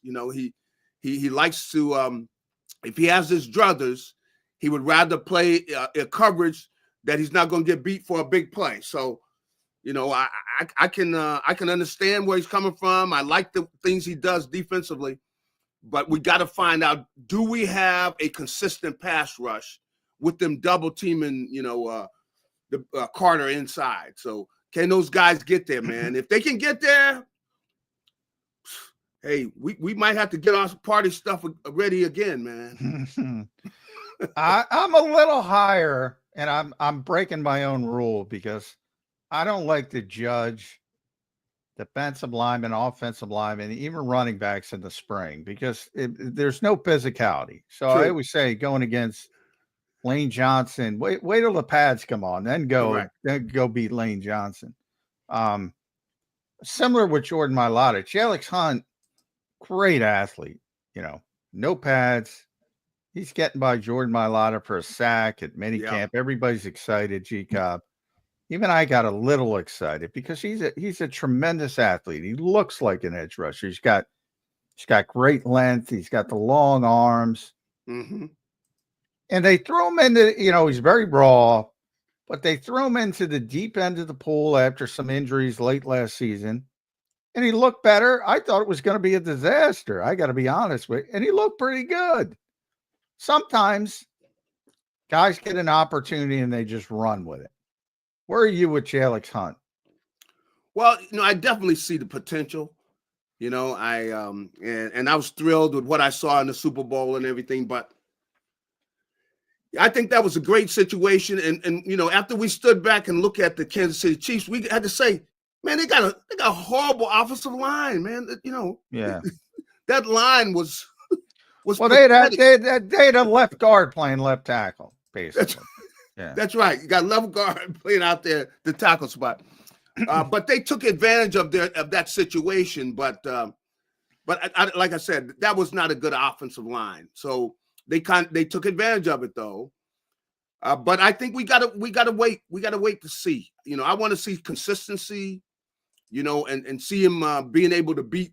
You know, where you got some quality people up there, and you know, I have to kind of hold out on that. I like what I've seen so far, but I'm not ready to give him, you know, any kind of accolades just yet, you know, because I think that, you know, you got to be consistent, you know, and I would like to see him get punched in the mouth a couple times, you know. Oh, that'll come. That'll happen. That'll happen. I mean, it's just like, look, in boxing, you know, we want to see him get hit first, you know, but you know, you see him get hit. You see somebody. I want to see when Trent Williams brings the old man strength to the party. I want to see that. It is fun when you see a guy have something happen to him out there where one of the opponents does something to get the guy's attention, and when he comes back to, you know, the sideline. You know, this is the way when rookies come into the NFL, you're always looking inside the helmet, you know, because when he gets his head busted, he comes out there and, you know, then you see, you know, now we find out what this kid is made of, you know, that's what you look to. And it's really just laugh because you're kind of looking for, I know when I was playing, you always when you're playing with a rookie, you're always looking for that time when he gets blasted, where somebody catches him from a blind side or something, and he's coming off the field. I'm glad you said that, G, because one of the things, you know, and you could tell, please tell the people, when you play as long as you did, you're going to get blasted at some point. If you're a Hall of Famer or if you're a one-year guy, there is going to be a piece of film out there where you just get waxed.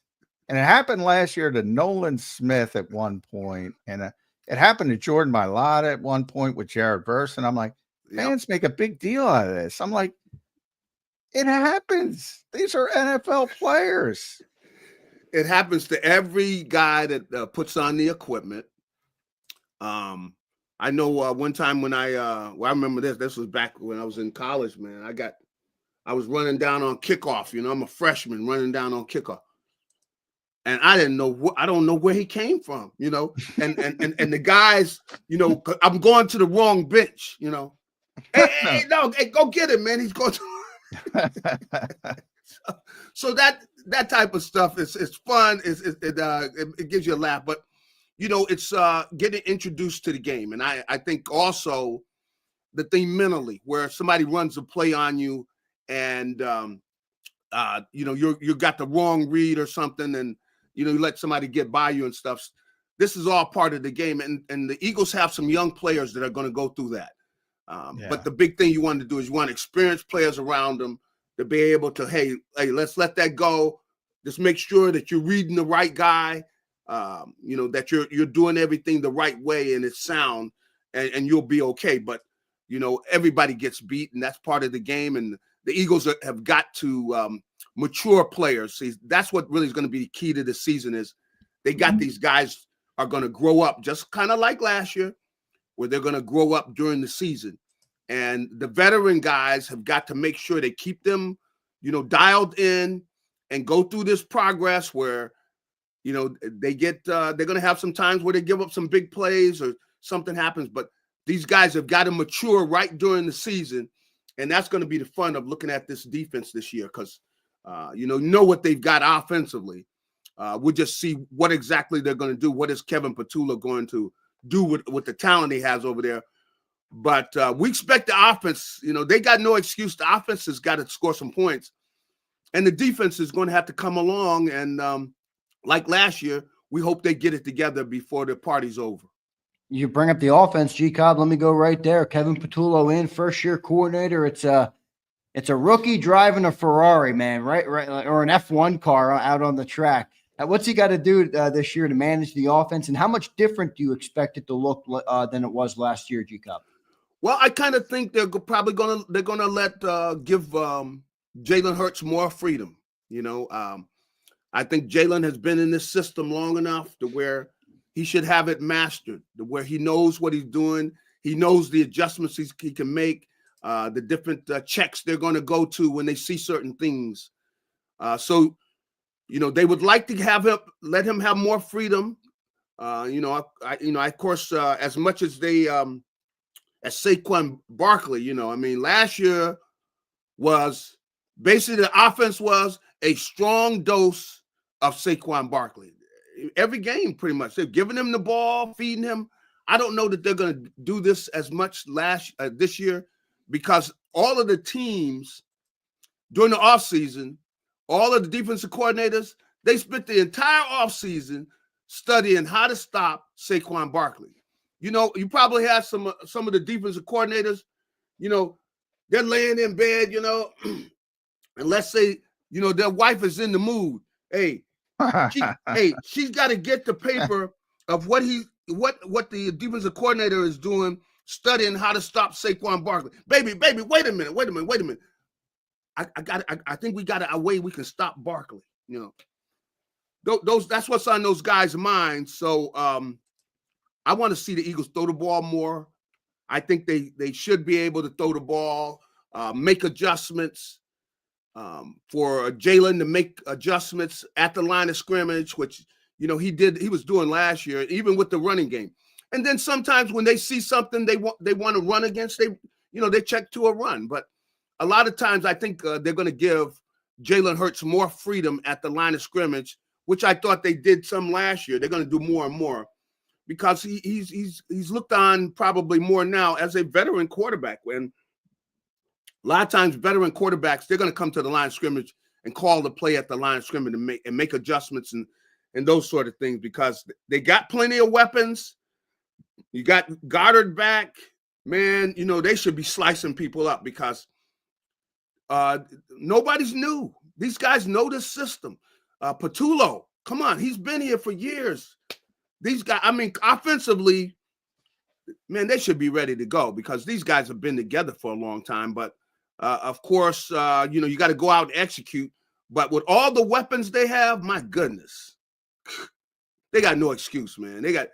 They should have a lot of fun offensively because they played together so long, and they've got truly some outstanding weapons in their passing game. They got a great offensive line. I don't know what else could they use. What else do they need offensively when it comes to their passing game? But I want to see them throw the ball more effectively. I want to see Jalen make the adjustments, change, call the play at the line of scrimmage. We saw some of that last year with some of the plays he made.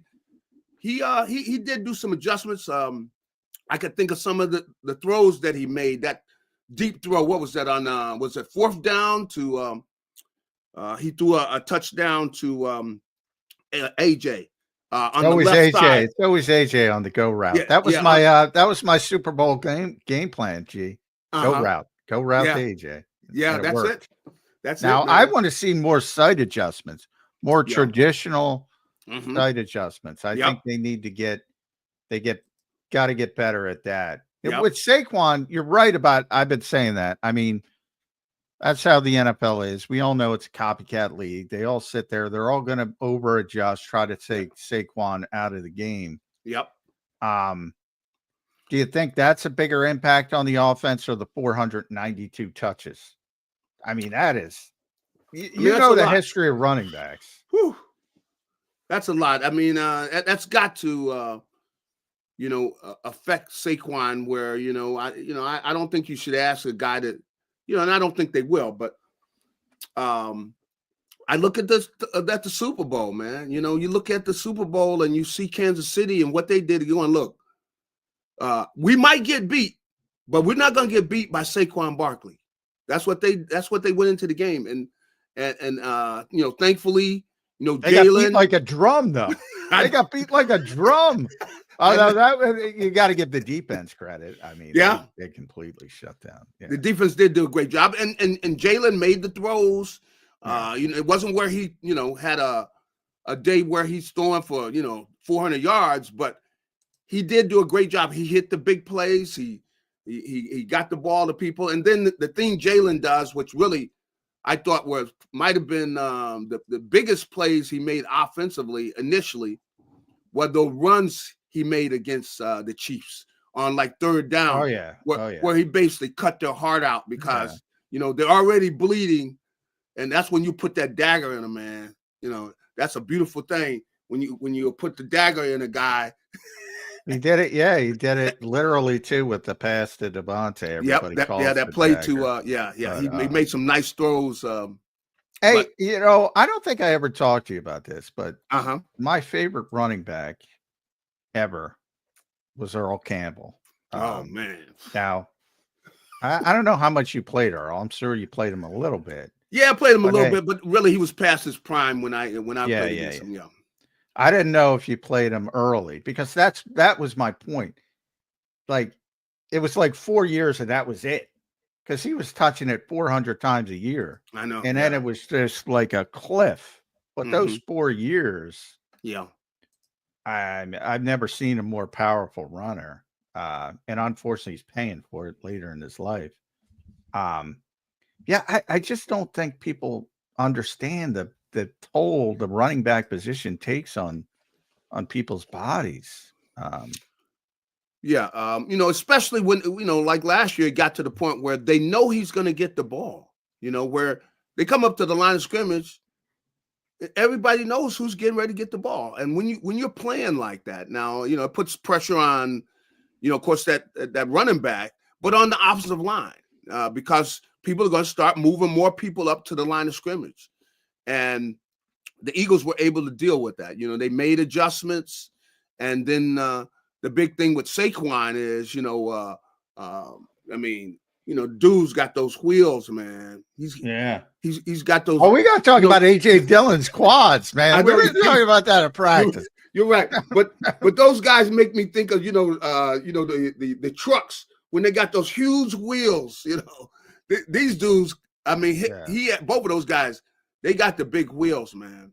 Yeah. And they he can run hard. And the big thing about Saquon is, man, when he kicks it in the overdrive on some guys, you don't see anybody else in the frame, So that lets you know what kind of athlete he is and how fast he is, that he just take off and just run away from everybody. I mean, the way he did last year, every time he took off on a long run, it was like, well, where's everybody else at? Yeah, it's crazy because he's 230. Yeah, he's probably over 230. And he's out running NFL D-backs, which ain't easy to do. Yep. So yeah, he's special. But yeah, AJ Dillon, his quads. that dude. You're right. His are bigger than Saquon's. You know, you figure that nobody has legs bigger than Saquon, and he comes out there going like, man, where are they getting these guys from? Man? You know, a guy with that bigger legs. But you know, the big thing though, I'm interested with the Eagles though is they need some of these young players. They're going to have to step up, much like it was last year. Meaning, guys have to grow up. They're going to have to go through a time where they learn the system, learn to play on the NFL level. They're going to get hit in the mouth a few times, but they've got to grow up within the season, and that's what is going to be interesting because that means. And I will say this: that's the reason I was surprised that the Eagles were able to keep all of their coaches because they did such a great job last year of basically growing up players right during the season. And they have all these young guys were able to help them, you know, before the season was out. And now they got to do it again this year because they're going to need, you know, somebody, young guy to help them at the safety spot, probably on the defensive line, you know, maybe even at linebacker. So they have to teach these guys during the season and help them mature. And that says a lot about the coaches. That's why I do really think a lot of the Eagles assistant coaches because they did a great job last year, and they got to do it again this year. Yeah. That's the last thing I wanted to ask you about, JAKIB, before we let you go. We appreciate you being here with us on Birds 365 today on a Thursday edition. It's Cooper DeJean. You go with him at the slot? Do you want to see him somewhere else? I feel like, that guy is so freaking good. I don't know. He makes an impact at the slot. Yeah. Could he make a bigger impact somewhere else? How do you see that with Cooper DeJean?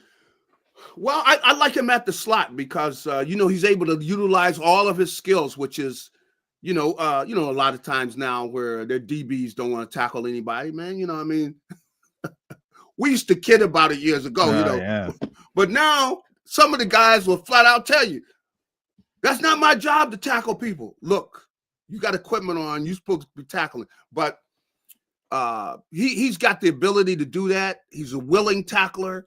But then at the same time, you see him run with the fastest receivers. You see how great he can do a job of coming up, jamming a receiver, delaying his release. The kid can do everything, man. I tell you, I really have been impressed with the football player he is because he can do it all, man. Dude can play. Yeah. He could just line up out there at the corner spot and play that and just be out there all season. But then again, he could go in and play safety and everything. And I saw the way they were moving him around, where they got him playing everything. But and he's smart too, you know. And I guess that's the biggest thing is that you know, being a rookie and being as smart as he is, he's been around good football people, and he knows the game. And you know, I think he could play anywhere, man. You know, who knows? Maybe they have him coming off the corner at defensive end. Yeah, that's what Reed Blankenship was saying. It's OTAs. They might have me on the defensive line. Yeah, that's right. That's right. But this is gonna be an exciting year, man. This coming off last year, basically doing it again where they've got to grow these guys up during the season, man. That's a lot to ask of, but hey, that's why they pay them the big bucks. Yep. All right, last one from me, G, and thanks for joining the show. You mentioned some of those young players, the developmental aspect of the Eagles, the assistant coaches. Connor Barwin deserves a lot of credit. He runs that whole developmental system. Yeah. So we'll give a shout out to Connor. I'm going to give you the four guys. The one we talked about, Alex Hunt, Kaylee Ringo, Jeremiah Trotter Jr., Drew Makuba. I'll give you those four. Who's JAKIB most high on? So you said Trotter, Makuba, Kaylee Ringo, Alex Hunt. So you got an end, you got a corner, you got a linebacker, you got a safety. The guy that is the most imposing in the position he plays, you know, for his size and athleticism and everything. And I know he had a good day yesterday and everything is Ringo, man. Dude, man. Man, you got all the tools. Yeah. We got to have. Hey, man, you got to play well this year, dude. We are dependent on you, Kelly Ringo. Hey, step up to the plate, dude. It's your time. You got all the skills. No reason he doesn't have a great year. But of course, the mental part of the game is very important. And I know he's had time to learn behind some good people and everything. So, hey, do your thing, man. It's right there for him. But Kelly Ringo is a guy who I'm expecting a lot out of this year. Yeah, he's got all the tools, as you mentioned, man. Certainly the physical gifts as well. We'll see how it all shakes out. That's G Cobb, everybody. Make sure you guys go and follow him at Gary Cobb over on X. That's 2 R's, Garry Cobb, and listen to him on Fox 29. He's their Eagles analyst. Yep. G Cobb, we appreciate you joining today, brother. Always giving some time for us. We appreciate it. We'll talk to you again soon. All right, man. All right, you guys have a great day. All right, you too, Gary. Joining us here on Birds 365. Great stuff. Great interview there with G Cobb. Great takeaways on the Eagles offense, defense, and everything coming up in the 2025 season. John, we got some super chats a little bit here that we'll get to here before the end of the show. We got about 6 minutes left to play here on Birds 365. Let's get to our chats right now. Life with Trucker CEO checks in. What's up, brother? Appreciate the $10 super chat. He says, question for the best Eagles reporter. I love it. Do you think Jalen has held Dallas Goedert back as a player? Could he have been a Hall of Famer with another team that has a better passing game? Interesting question there. No, I don't think he's held him back as a player. But I do think he's held him back as a player in a more of a fan perspective, because I do think if we were in a different offense that he would have a bunch more catches and better numbers. So it depends how you look at it. But he's been a very good player. I think mainly what has kept him from reaching that top 5 level consistently in the NFL has been the injuries, which a lot of them are from this style of play. He's such a physical player. That has hurt him a little bit. But I think everybody knows how good he is, including the Eagles, even with the contract angst. But when you have so many good players like the Eagles have, you gotta draw that line. We've talked about that line, and back before AJ got here, he was sort of the second piece in the passing game. Now he's the third piece in the passing game. So, he's a luxury almost, but he's a very good player. I think everybody knows it. To your point, I think in the general public's mind, you're probably right. If he was in a different offense, like he could have left this year and gone to a high volume team and put up 90 catches and everybody be talking about him. I mean, he's not going to do that here, but I think everybody knows how good a player in the industry he is. So it's kind of a double-barreled question. So I think in-house, I think everyone knows how good he is, but probably in the general public, probably, yeah. If he were in a different offense, it probably, but I don't think that's Jalen's fault. You're muted there, Zander. The history books would be more friendly to him too if he had more numbers. But I don't think Jalen's holding him back. No, I don't either. Alfredo checks in. What's up, Alfredo? Double 2 super chats here from Alfredo. We'll get to. We appreciate your support, brother.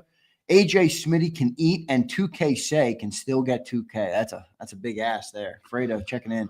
And there's there's only so many plays, so many footballs, so many games. I mean, depends what you mean by eat. AJ had over 1,000 yards last year, but did he have 1,500? No. Will he have 1,500 if Saquon rushes for 2,000 again? Probably not. Yeah, there's only so much time and plays and opportunities, and only one guy is touching the football in each play. Occasionally, you'll have a Philly special, but you get my point. Yeah. So if somebody's rushing for 200 yards, 2,000 yards, it's going to affect the passing numbers. Yeah, no Just the doubt. way it 30 works. everybody's a good point actually too. AJ did miss. I don't think it was a 4 or was it 3 games? He missed 4 games. Yeah, 4 games. I mean that he Well, week 18 nobody played. right, nobody played. Let's go. Let's read Alfredo's follow-up. $10 follow-up. Thank you, Alfredo. Appreciate it, man. Saquon can get 2K again. I did the math. He had 436 carries post and regular season. If they cut those 136 touches to 300, if Saquon plays 16 games with 20 carries in each and gets 130 yards, holy shit! Alfredo went full mathematician on this. I see why he did it, because he was saying, you're not going to get Devontae and AJ more touches unless you take some away from Saquon. So he deducted some from Saquon and still got him to 2K yards. Holy moly! What? First of all, it's a number that sort of like Vic says about winning the Super Bowl. It's a great accomplishment. It's not something you need to be focused on.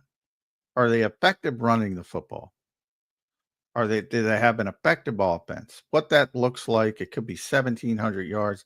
They could be a better team with him running for 1,700 yards than 2,000. They could be worse as well, depending on how it's about the whole pie. It's about how everything comes together. I mean, I get it, but and of all the professional sports, well, I'm not going to say all because Zander's the hockey guy, but I'll certainly talk about baseball, basketball, football.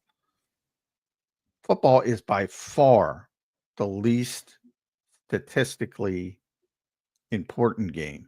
Yeah, I agree with that. With hockey too.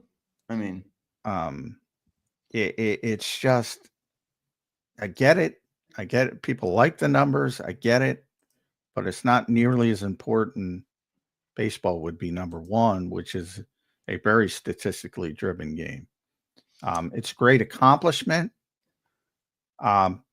But again, people were all hyped up. Well, he's got to break the record. He's got to break the record. He's got to break the record. Why? Other than it's a great accomplishment. Well, there is a personal desire there too that Saquon has expressed, and Alfredo follows up. He says, "I only bring up the 2K for Saquon. He said he wants to be a Hall of Famer. He's going to have to get 2K again. He's already a Hall of Famer. You think even with the Giants career, slowed him down? Yeah, already. His numbers in New York, were not special, and I don't think to any fault of his own, but I do think that could hinder him. He's already a Hall of Famer. Part of it's reputation. Part of it's he's always been Saquon Barkley when he came into the league. Yeah, right. A lot of those other things, give him that feather. He's already a Hall of Famer.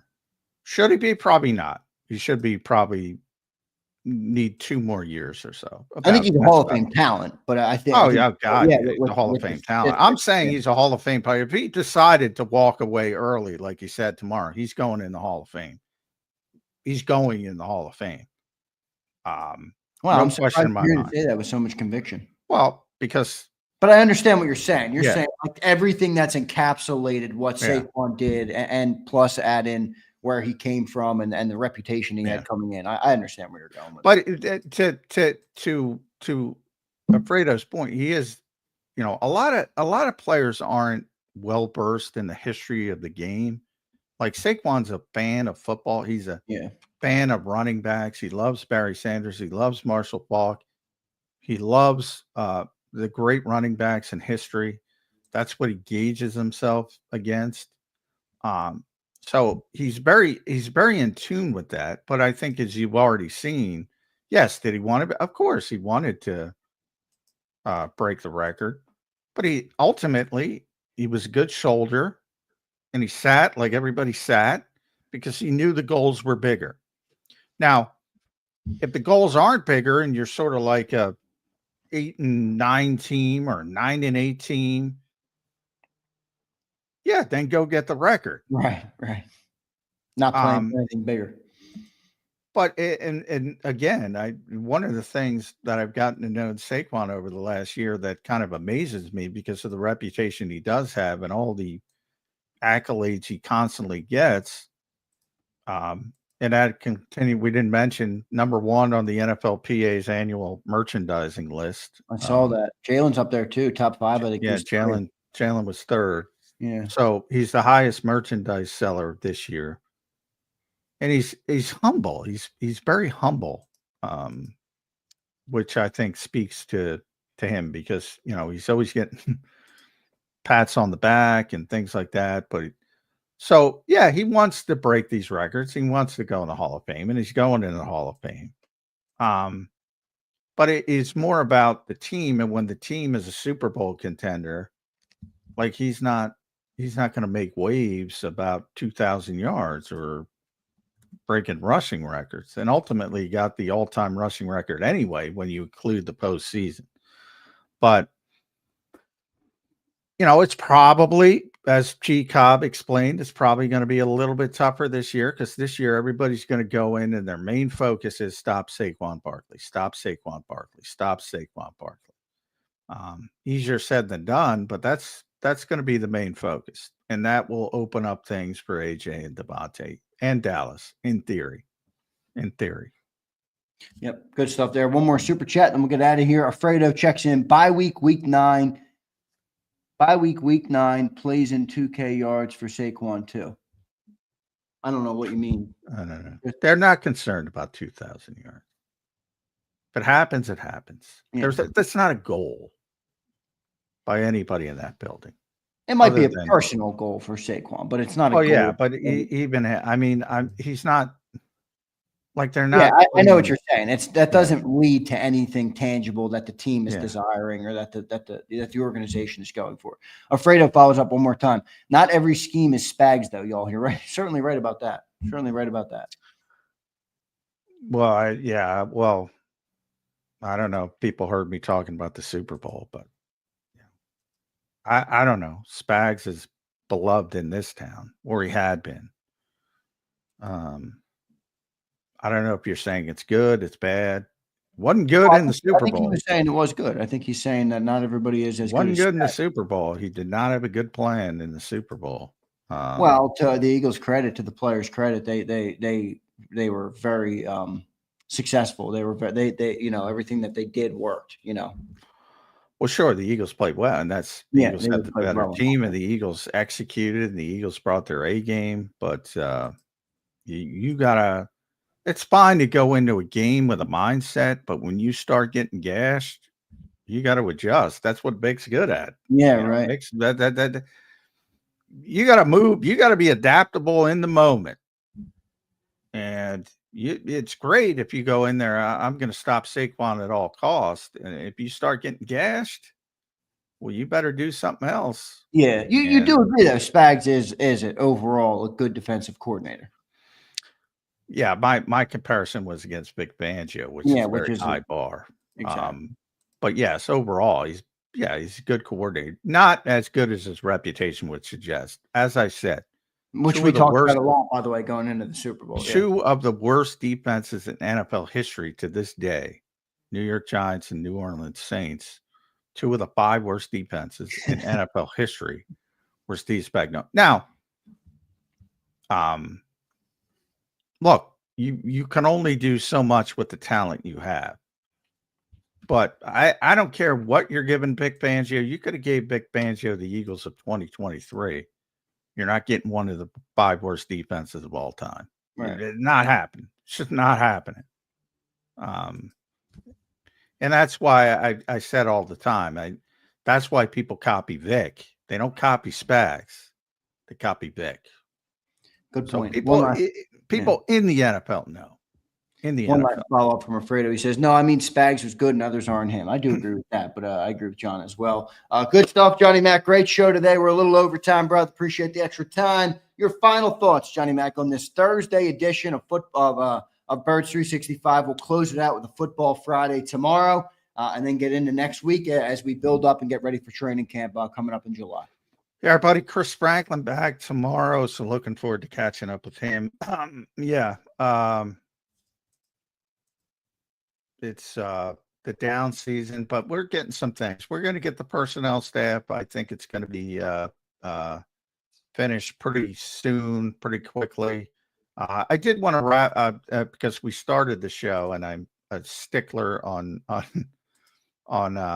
getting things correct about Shamar in Cincinnati, and people aren't interested, but I like to correct because I did email one of my contract guys during the show. So I just wanted to I just wanted to get the correction on that. So basically what is happening is that it's similar to the as I said, it's about the offset language. But so the Bengals want to default and certainly void future guarantees. So offset language in case things go terribly wrong, like Lewis Seen to be the most notable example recently. And they have never used that language previously in their contracts, not once in their history. So, yeah, I don't blame Shamar Stewart. No, not at all. Bengals are a shitty organization, man. They really are. It's unfortunate. They're a brutal organization. I, as a football fan, John, I almost wish Joe Burrow would get the hell out of here because he's such a good player. I'd like to see him in another city, but I don't know if that'll ever happen. Johnny Mac, great show today, brother. We'll talk to you tomorrow on a Football Friday. Thank you for doing it today, brother. Great show. All right. Thanks, everybody. All right. There's Johnny Mac. John McMullen here on Birds 365. Great show today. JAKIB is awesome. JAKIB is one of my favorite guests. I love listening to Gary Cobb. He's a funny dude, too. He's like entertaining. I like that about him, too. So great show today, everybody. I appreciate all of you guys being here. I'll take a couple of comments from the great people of JAKIB Nation before I get out of here. I see Rich talking some shit. Rich, do you ever shut up, Rich? I mean, good God. Yeah, it's like, I need to go none on you. Get out the wooden spoon and just, Rich, shut up, Rich. Rich, shut up. I mean, come on, man. Come on, man. Bird Gang Girl, what's going on? Josh Prout's in here. Brandon Howard. How about them Pacers? That was a good game last night. That dude, Tyrese Halliburton, man, he can play. He can play. Who's that other dude on the Pacers I freaking love watching? And that one dude on the Thunder I like watching as well. Blanking on their names. I haven't followed basketball enough to know their entire names. Jalen Williams on the Thunder. That dude can hoop. Jalen Williams and Andrew Nemhard, his name is. I forget how to say his name, but yeah, good game last night. Good game. There's Big Pump. Brian Pumper. This guy's in my good graces right now. He is like, he's got the crystal ball. Brian Pumper has the crystal ball on the greatness of Keely Ringo. All right. Brian Pumper's got the Keely Ringo crystal ball. Cody K, what's up, brother? Nothing new, man. Nothing new. Wrapping it up. Nothing new down here. Just grinding, getting ready for the season. Got a lot of good stuff planned for the season for all you guys. A lot of great content we're prepping. I'm trying to do a couple things differently, get some other things situated. So a lot of stuff going on, man. But nothing crazy. Don't give Ringo the Pumper jinx. There's no such thing, Swagger. Blackstone this weekend, yes, sir. I've been cooking up on the Blackstone. I had a little issue with mine, though. I got the big 4-burner one, Rich. You know, I'm having a little issue with that burner. I took the thing apart. I'm cleaning it, scrubbing it, trying to fix what's going on in there. You know, I'm having a little issues with my Blackstone right now. So that's all right. It's just one of the 4 burners. I'll get it rocking. Stig Lord, what's up, dude? G-Cobb tells it like it is. Yes, he does, Big Mike. I love G-Cobb. Bird Gang number 1 says, I don't watch a lot of shows, but I'm hooked on Wu-Tang American Sagas. Hey, nice, Dank Bird Gang. I don't know what the hell that is, but it doesn't sound like it's for me, Dank. I don't know what that is, Dank, but I'm happy you're enjoying it, my friend. If you give me a little bit about it, I'll pull it up. All right. Drinking my coffee, ready to go home. Nice, Bird Gang girl. Basketball still on. Yeah, tonight we have the NHL playoffs, which by the way, I'm sorry, I'm just way more interested in right now. All right. The NHL playoffs are just unreal. They're so good. Yeah, tonight, 8 p.m. All right. Florida's up 2-1. Where's my boy Bombay Trippy? All right. Life of Trucker checks in $5. What's up, brother? I would like to get Lord Brunson on the Sill Show for a debate. I don't know if Brunson would do that. I don't know. I like Lord Brunson, but I don't think he likes Sills very much, which is fine. But they used to, you know, Life of Trucker, they used to do segments together. I think Brunson's probably been on Cilio's show maybe 3 or 4 times. They used to do segments together, but I think Brunson didn't like the Cilio because he chirps the Eagles. So I don't know. You have to ask him. I'd be open to do it though. I'm a fan of Brunson. I'm a fan of Brunson and Sills. Frank, what's up, man? It's me, Frank from Philly. Uh-oh, Frank. Frank, you got the 392 Scat Pack in your name. Have you acquired a new automobile, Frank?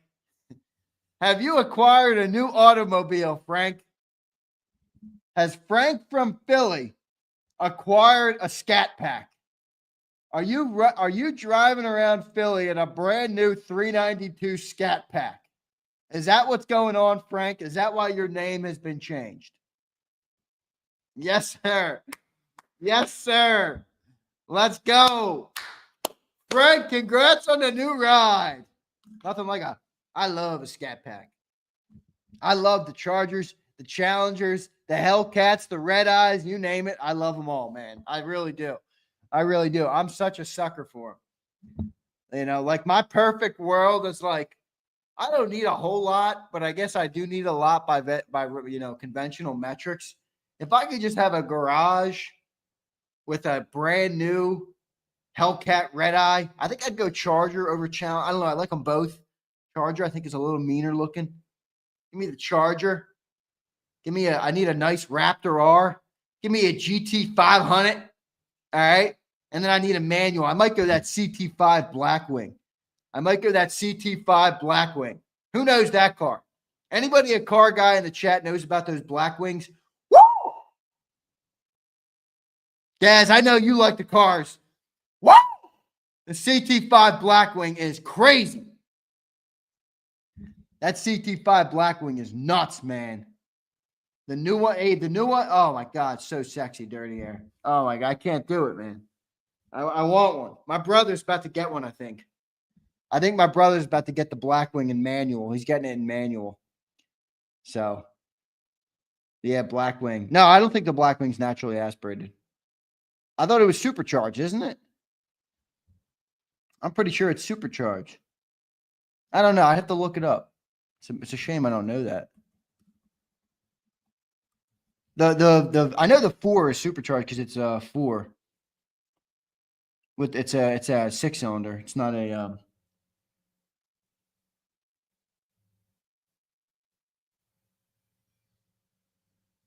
No, it's not. It's not. I don't think it's naturally aspirated. It's supercharged. It's got a supercharger, man.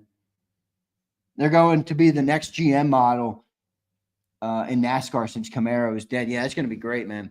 That's going to be great. Dirty Air. I think they're making a push in F1 too, aren't they? Cadillac, dude. The Cadillac is our beast, man. The Cadillac. Anybody know that? Wait a second. I just gave you my dream garage. I can't leave out the Escalade V. Blackwings are money. You're right. I tell you what. I told you guys I was looking for a new truck. Well, I think I got some developments on that front. All right. I don't think I'm going to get rid of my truck, but I do think I'm going to add a car. I want to get a manual though. I want to get a manual and I want to bang some gears. I want to bang some gears before I have kids coming. All right. So we'll see if I'm able to do it, but my brother loves the M Series dash. My brother's a huge BMW guy, man. Huge BMW guy. Yeah. Well, Abe, that's one of the reasons that I love the Mustangs too. I mean, that's the last naturally aspirated manual car made, I think, today. Is the Mustang GT. And those dark horses with 500 horsepower and the Tremec. I like the Tremec. That's the one thing I hate about the stock Mustangs or the GTs is that they got the MT82. I like that. I want to get that Tremec, in there I like the GT350s. Obviously, they're sick, but we'll see. Frank might have inspired me to go and pick up my no car. I don't know. I was getting offered a great deal on a nice manual Mustang. I might have to make the move. And M Series is nice. Yeah, my brother's a big sucker for the M Series. Although I will say this, Zeal. My brother had an M3 on order. All right. My brother's a hot shot. My brother's a big dog. I'm telling you, my brother's a fucking boss. I mean, he runs this huge company in New York City. They just raised $60 million in their seed round. They raised $10 million pre-seed. He's killing it, man. He's making this big ass company. He's meeting with the White House soon. I mean, this guy is a My brother doesn't talk about sports for a living. I'll tell you that much. All right. So he's making a big ass company, and he's the CEO over there. So he thinks the Blackwing is just a him car. And I agree. I agree. I hope he gets it. He'll let me drive it.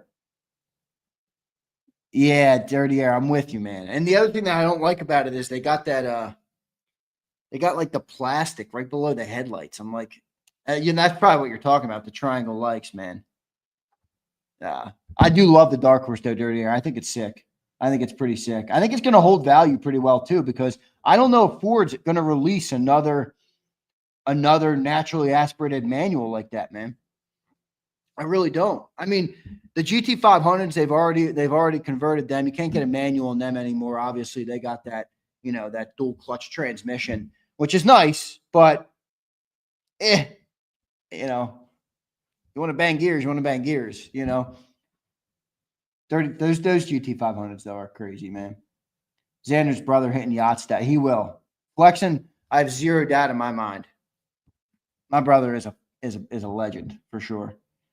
Automatics, well, no shit, Angelo. Automatics, they go quicker, bro. They switch quicker. They're computers. You add in a manual, you add in a human, you're gonna have some human element. It's gonna lower it down. But I think I'd rather go a little bit slower and bang the gears. I think I'd rather go a little slower.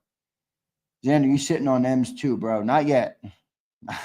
Kelly Green, as much as I'd like to believe that. Yeah, dirty air. I thought this was the funniest thing in the world. We're done football for the day, as you can see. I'm gonna get out of here soon, but we're talking about how about that, dirty air? I mean, because I drive. That's what I have right now. I got a 2019 Ram 1500. And I will say this: I love my truck. I really do. I love my truck. I never thought I was going to be a huge Dodge guy, but I love my Ram. It's 2019. It's got like 65,000 miles on it. I keep getting offers to sell the thing, and I don't know if I should. I just have so much equity in it. Some of the offers are enticing because you're like, do I really want that much equity in my truck? I don't know. And now they're going back to they dropped the V8 and they bring in this new Hurricane motor that's supposed to be head and shoulders better. And now I got an email the other day from Hemi or from Ram, from Mopar. And it's like, the Hemi is back. I'm like, you guys have got to be kidding me. Yo, Daz, that truck is crazy, man. Daz, that truck is crazy. The Shelby. I'm really a Shelby guy at heart. I'll say that. Like, I love the Dodge stuff, but if you're giving me Hellcat versus GT500, give me the Shelby every single time. Even a 350R or 350, I'll take a 350 over all of them. I hate to do it, but I will. Shelby truck over TRX all day. Raptor R over TRX, I'd probably go that. Yeah, they're bringing the Hemi back. It's back for sure. I got the email. Let me see if I can pull up the email for you guys. It's pretty funny. I literally screenshotted it actually because I was like, you have got to be effing kidding me. Yeah, look. Here's my screenshot.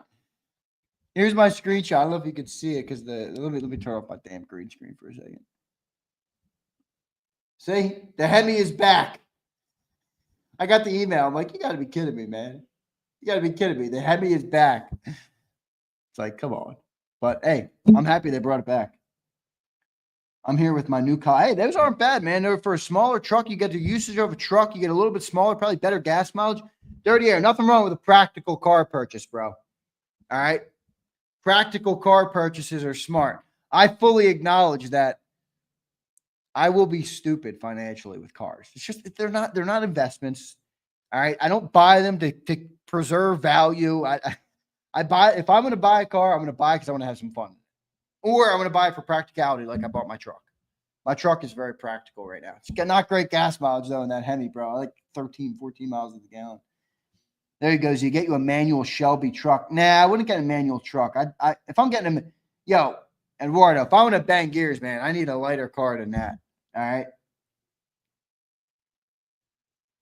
I love my truck. Not a big truck guy. Travel perfect, man. That's nice. That's good stuff. Dirty air. It is funny that they're bringing that back.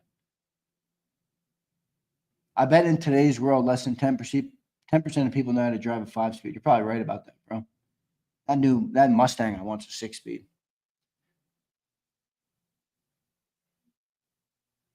There you go. M. Kip, look at this. Screw Chickies and Pete's. I'll pick you up in my X4 and we'll visit Zander at the Lobster. Come on down. Actually, I'm almost out of Cape May for the summer, though, guys. We had the house for June, so end of June. I told you guys it was getting rented, so it's rented all end of June, all July, and all of August, basically. So I'll be out of here. I've just been here for a couple of weeks because it's the only time that we had the house for the summer. So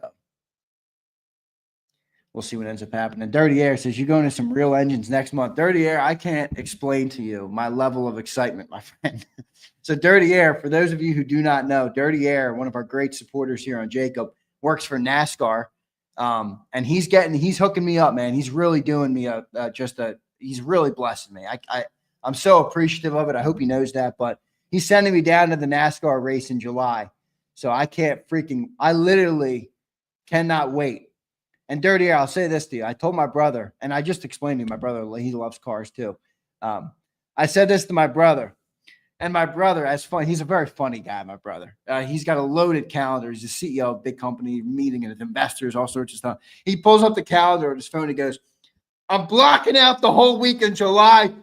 This is the number one thing I'm going to do this summer is go to NASCAR.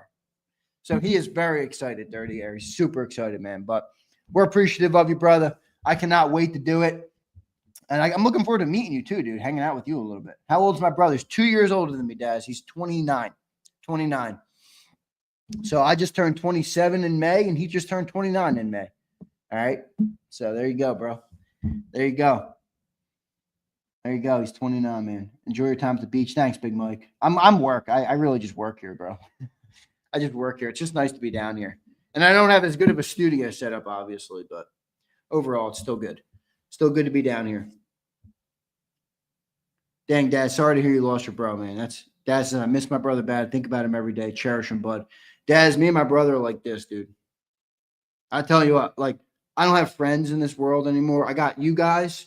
I got my people, my supporters, and my community you guys are like my, you need like people, they say in life, where you talk to people and you hang out. Like, that's you guys for me. And then I got my brother. My brother is my best friend. And my sisters. My sisters are my best friends too, actually. Very close with my sisters. But my brother is my best friend, bro. So I will make sure I cherish him. And I do. But sorry for your loss, man. That's tough, but I can't even imagine. I really can't imagine. Me and my brother are inseparable. So I can't wait. I appreciate all you guys, man. Some fun talks. Any of you guys who are car lovers, all right, who like cars, if I don't bore you, if you didn't leave by now, all right, send me some ideas, because I'm in a little bit of a spot right now. I told you my mom's been working at a car dealership her whole life, so I got a boatload of equity in the truck. I might make a move. So you let me know. Somebody let me know. Reach out to me. What should I be considering? I want it to be manual though. I don't want to buy an auto. I got a truck. If I keep the truck, I don't need to get an automatic. All right. I want a manual. I'm going to bank some gears. That's what I want to do. So you let me know. All right. You let me know. I appreciate each and every one of you. Hit the like button for me. I thought we had a great show today, by the way. Recapping it real quick. I thought we had an awesome show today. Gary Cobb, great. Love it. Great segment there. And overall, we got plenty of good stuff to talk about in the offseason. I know John likes to say it's the dead time, but there's still plenty of things that, like, we're going to do more fun stuff too this offseason. I'm going to do lists. We're going to rank teams. We're going to rank players. We're going to, project statistics for the Eagles, leader of the team, and all sorts of different things. So I got a bunch of things that I'm excited about, man. A bunch of things I'm excited about to do on the show. Fly Eagle says show is great. Thank you. M. Reyes says manual overrated. Nah, man. I disagree. I want to drive, M. Reyes. I want to drive. See, Twiz, my price range varies greatly because I'm it all depends on the deals that, like, my mom works for a big dealership called Fred Beans. If you're in the area, you know what Fred Beans is, or you live around Philly. They got dealerships like all over the place. So the way it works is, like, she's got good relationships with certain GMs at certain stores where they'll basically give me the car for, She's an employee, so they'll give it to her for basically what they bought it for. Or if I go new, they can give her like Ford. I'm not a new car guy. Like I bought my truck used. I'd much rather buy a car that's a little bit depreciated already. But Fords are enticing to go new because, you know, I get D plan plus the other discounts my mom can get. Plus I got auto rewards points. Like I get like up to 10 G's off a new one. And I'm like, is that worth it? So I don't know. I'm all over the place a little bit, but I am going to get something. I'm going to get something. I don't want the CT4, dude. The V6, I don't know. I'd rather go CT5, and I can't afford a CT5 yet. I can't afford a CT5 yet. Not yet. Well, that's why I keep the truck, Emrys. I'm not going to be driving in the snow in the manual. All right. Sig Lord, you've met Fred Beans? The dude's legit, bro. Fred Beans is that's his actual name. It's the dealership, too. I know it is the dealership, but the dude is legit, man. He is no joke. Very old school type of CEO too. Like you're not allowed to be overweight and work for him. He has like fitness competitions. You have to be in dress code every day. Like it's legit, man. He's no joke. Get you an Audi. I don't know, Abe. Mustang GT with a 6-speed. Yeah, but here's the question, Angelo. Do I go GT or do I go Dark Horse if I went new? Now I could go used. I could go Mach 1 maybe. I could go a little older GT. You know, it's funny. I was looking last night. I was looking at a 2013 GT 500 because it has a manual. They don't make the GT 500s with a manual anymore. But they got the Tremex 6-speed manual in the 2014 GT 500. I was like, whoa! That thing is sick! So many options. Can you legal? I don't know if you can. That's exactly what I asked Fleming. But my mom says he does like fitness competitions. And my mom always wins it because my mom loves fitness. She like works out all the time. So get you an all-wheel drive Audi A4 and manual. Snow will be your bitch. There you go. That's actually not a bad option. Mustang, just go with the Coyote. Love the Coyote. You know, I had a Mustang before, Franks. I used to have a Mustang. Before my truck, that's what I had. I had a Mustang. I had a convertible, which if I keep the truck, I'd like to get the Mustang convertible again. But you can't get the Dark Horse in convertible. Can't get the Shelbys in convertible. So I'd be limited to probably a premium GT. And then it's like the premium GT is like 60 grand. And you're like, 60 grand for a fucking Mustang GT. What are we doing here? You know, so that's where it's like, there's a lot going on. A lot of different questions. Yo, Frank, do you have me on Twitter? I want to see a picture of your new ride. Shelby GT350 Jimbo. That's a winner. That's a winner. 350Rs are crazy. Frank, do you have me on Twitter?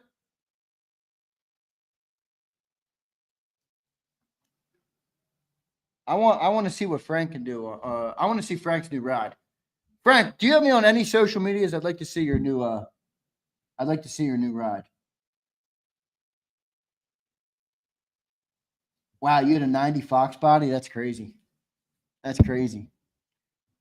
Not car related, Xander. Zach Baun is on New Exciting Mike's podcast today. Wow, I'll check that out. Frank, whatever you have, I just want to see a picture of your damn thing, bro. If you have me on Instagram or are you on any other social platforms, you don't have to make a Twitter just to send me it. But I want to see your new ride. You know, I have my one boy, Tony.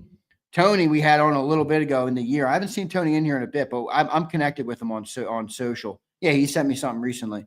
But my boy, Tony, Daz, you'll like this. Tony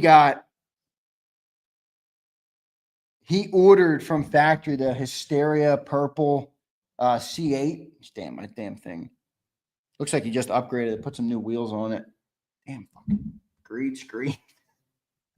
Fucking green screen. What's my Twitter? It's at Zander Krause. Changed up that name. Instagram, I'm Zander Krause Show, Frank. But I'm going to change it to Zander Krause eventually if it ever lets me. All right. I appreciate all you guys, man. Shout out to Tony. I just gave him a shout out. He's got the new C8. Appreciate all of you guys. Hit that like button. See you next time. Big shout out to Dirty Air again, bro. We appreciate you, man. Thank you all. And thanks, everybody. Frank, congrats on your new ride. Big Mike, Rich. I got the wooden spoon out, Rich. Come on, Rich. Flexing, what's up, Flex? Just saw your text. I'll hit you back after the show. M. Kip is in here. Angelo. Angela says, type for the price of a dark horse, you could buy a GT and put a supercharger. That's true, but then you get that MT82, that shitty manual transmission. I would much rather have the Tremec, but you're right. How about supercharging the dark horse? That would be nice. All right. That would be nice. All right, everybody. See you guys next time. Love all you guys. Appreciate all you guys. See you next time.